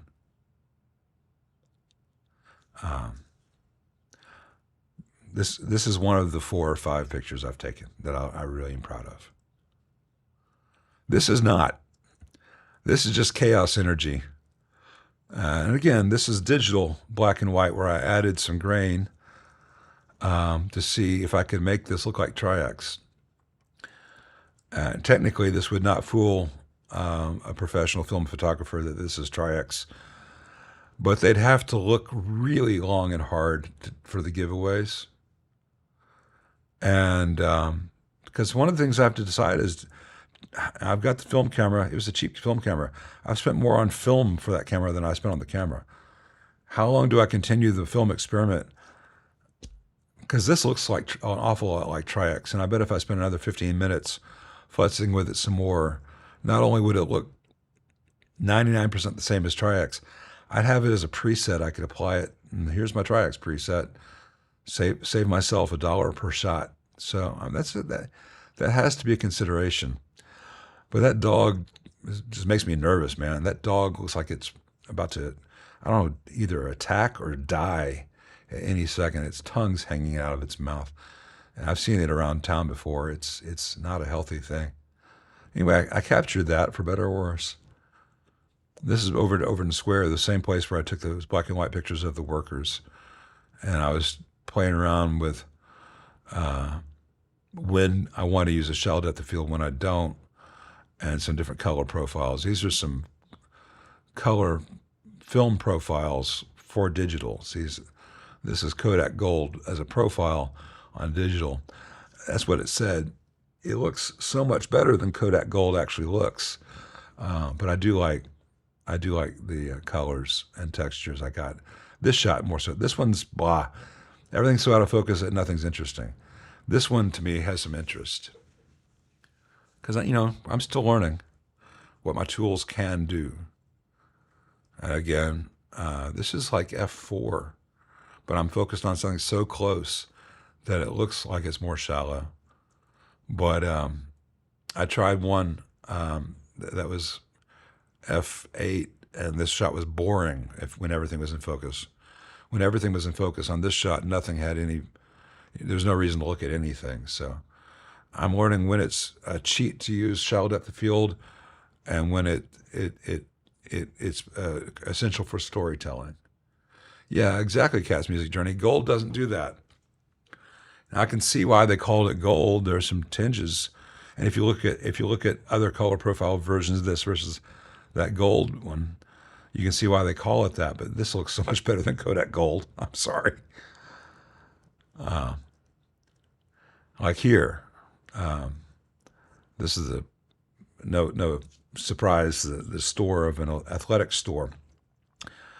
And I just thought the lighting was really nice, and the repetition and the very soft pastel colors was very nice.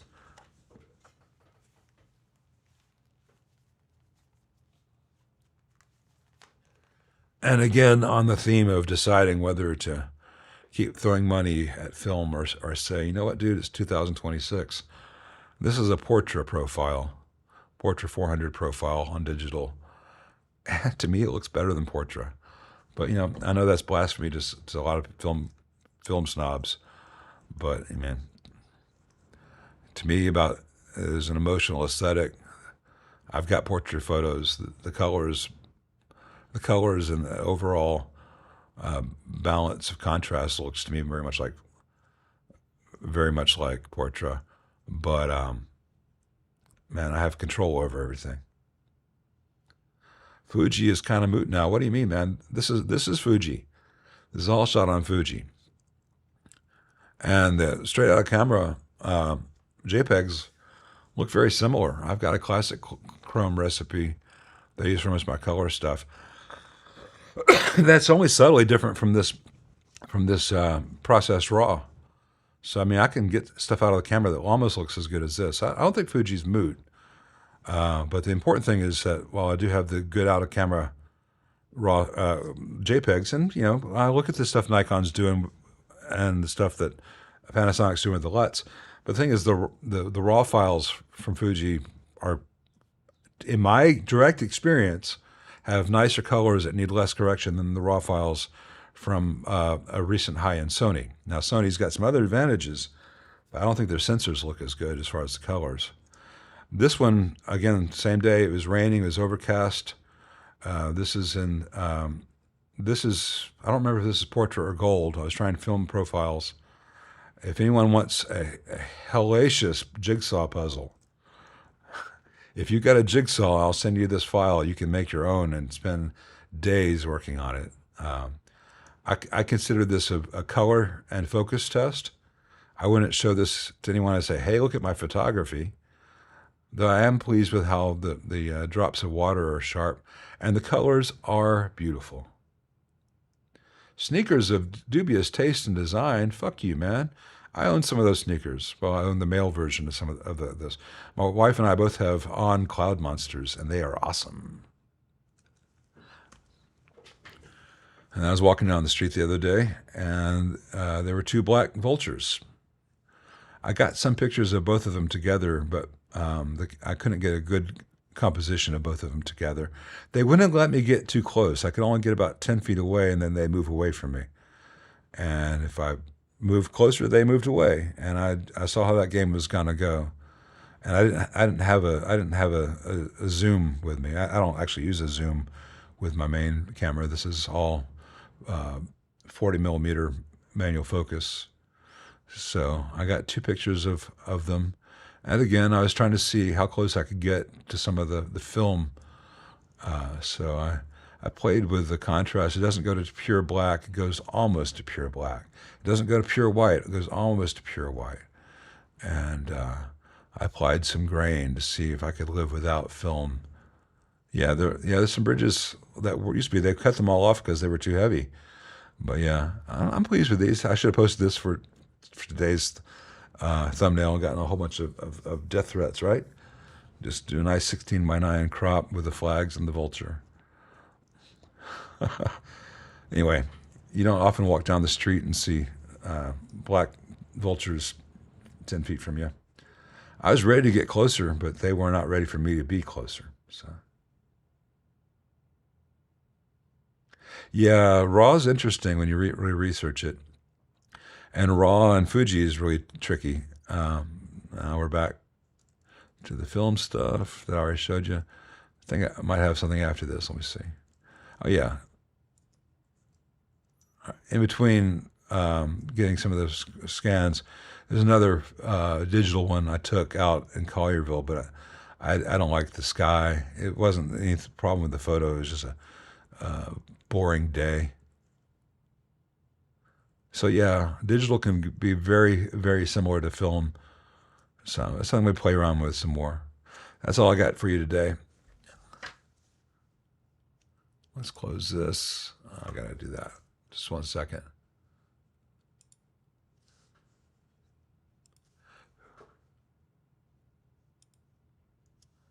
Film allows you to hold a camera and connect with people.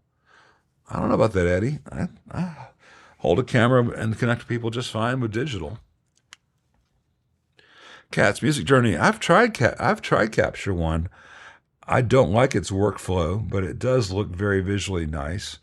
I just tried DxO again, and I did not like working with it nearly as much as Lightroom. I mean, I'd love to say I am totally Adobe free, but I keep finding ways. I mean, I just did the demo for DxO, and I did the demo for DxO's film stuff. I thought the DxO black and white film stuff was great. The color stuff wasn't. Film simulations. I don't like the way their highlight slider is calibrated. I don't like the range of it adjusts, and I don't like other little aspects. If someone put a gun to my head and said you have to use DxO, I could use DxO. I do like their sharpening. I find their distortion and lens correction to be heavy-handed, but I bought them as a plug-in for Lightroom, and I have to dial them back. But the defaults I find heavy-handed in terms of, I think they overcorrect. And I don't always want to remove noise. I certainly don't want to remove noise as a default position. Capture One, I got very good results with, but hated the interface. And it is very expensive. So yeah, there's no, if you do the subscription costs more than Adobe's subscription, quite a bit more than Adobe's subscription. And if you want to buy it outright, it's more money than I have to spend right now because I've got other things going on in life. So I'm not saying you're wrong for liking Capture One, and I know that Capture One has some advantages with fine details, specifically on X-Trans sensor Fujifilm RAWs. And I see them, but I have not looked at any of my pictures that I've done with my Fujifilm RAWs in Lightroom and said, "Oh, I've got worms." That problem is 99.9999% solved. If I'm looking at 400%, I've got a problem. I've got a bigger problem because there was nothing worth looking at in the picture. I do like pixel peeping, not because I think everything has to be precise, très précis, because I think it's intrinsically interesting that there are things that the lens can see that you cannot see in the moment unless you've got incredible vision. So I like it that way. It's like retrospective binoculars. Yeah. But yeah, I do not like the workflow for Capture One. And I don't like the clumsiness of DxO. But I can use any of the three. If someone said, "Hey, this is the computer you have to use today, you're using Capture One. Okay, give me 10 minutes to remember where everything is. Let's go." It's one of those things. I try to spend as little time in the edit as possible. Maybe if I get the other channel up and running, we can do video live streams about that.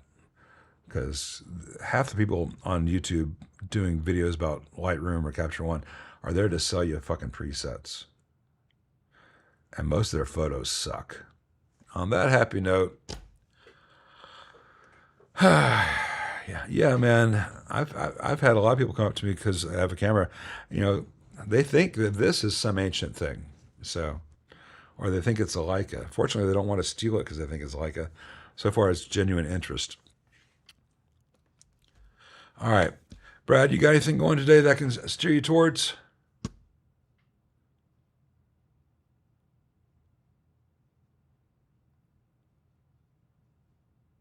Guess not. All right, righto, everyone. As Brad says, happy 4th to those who celebrate it. Happy 4th, even if you don't. I guess some of you, it's the 5th already. Hope you had a good one. See you, man. Bye.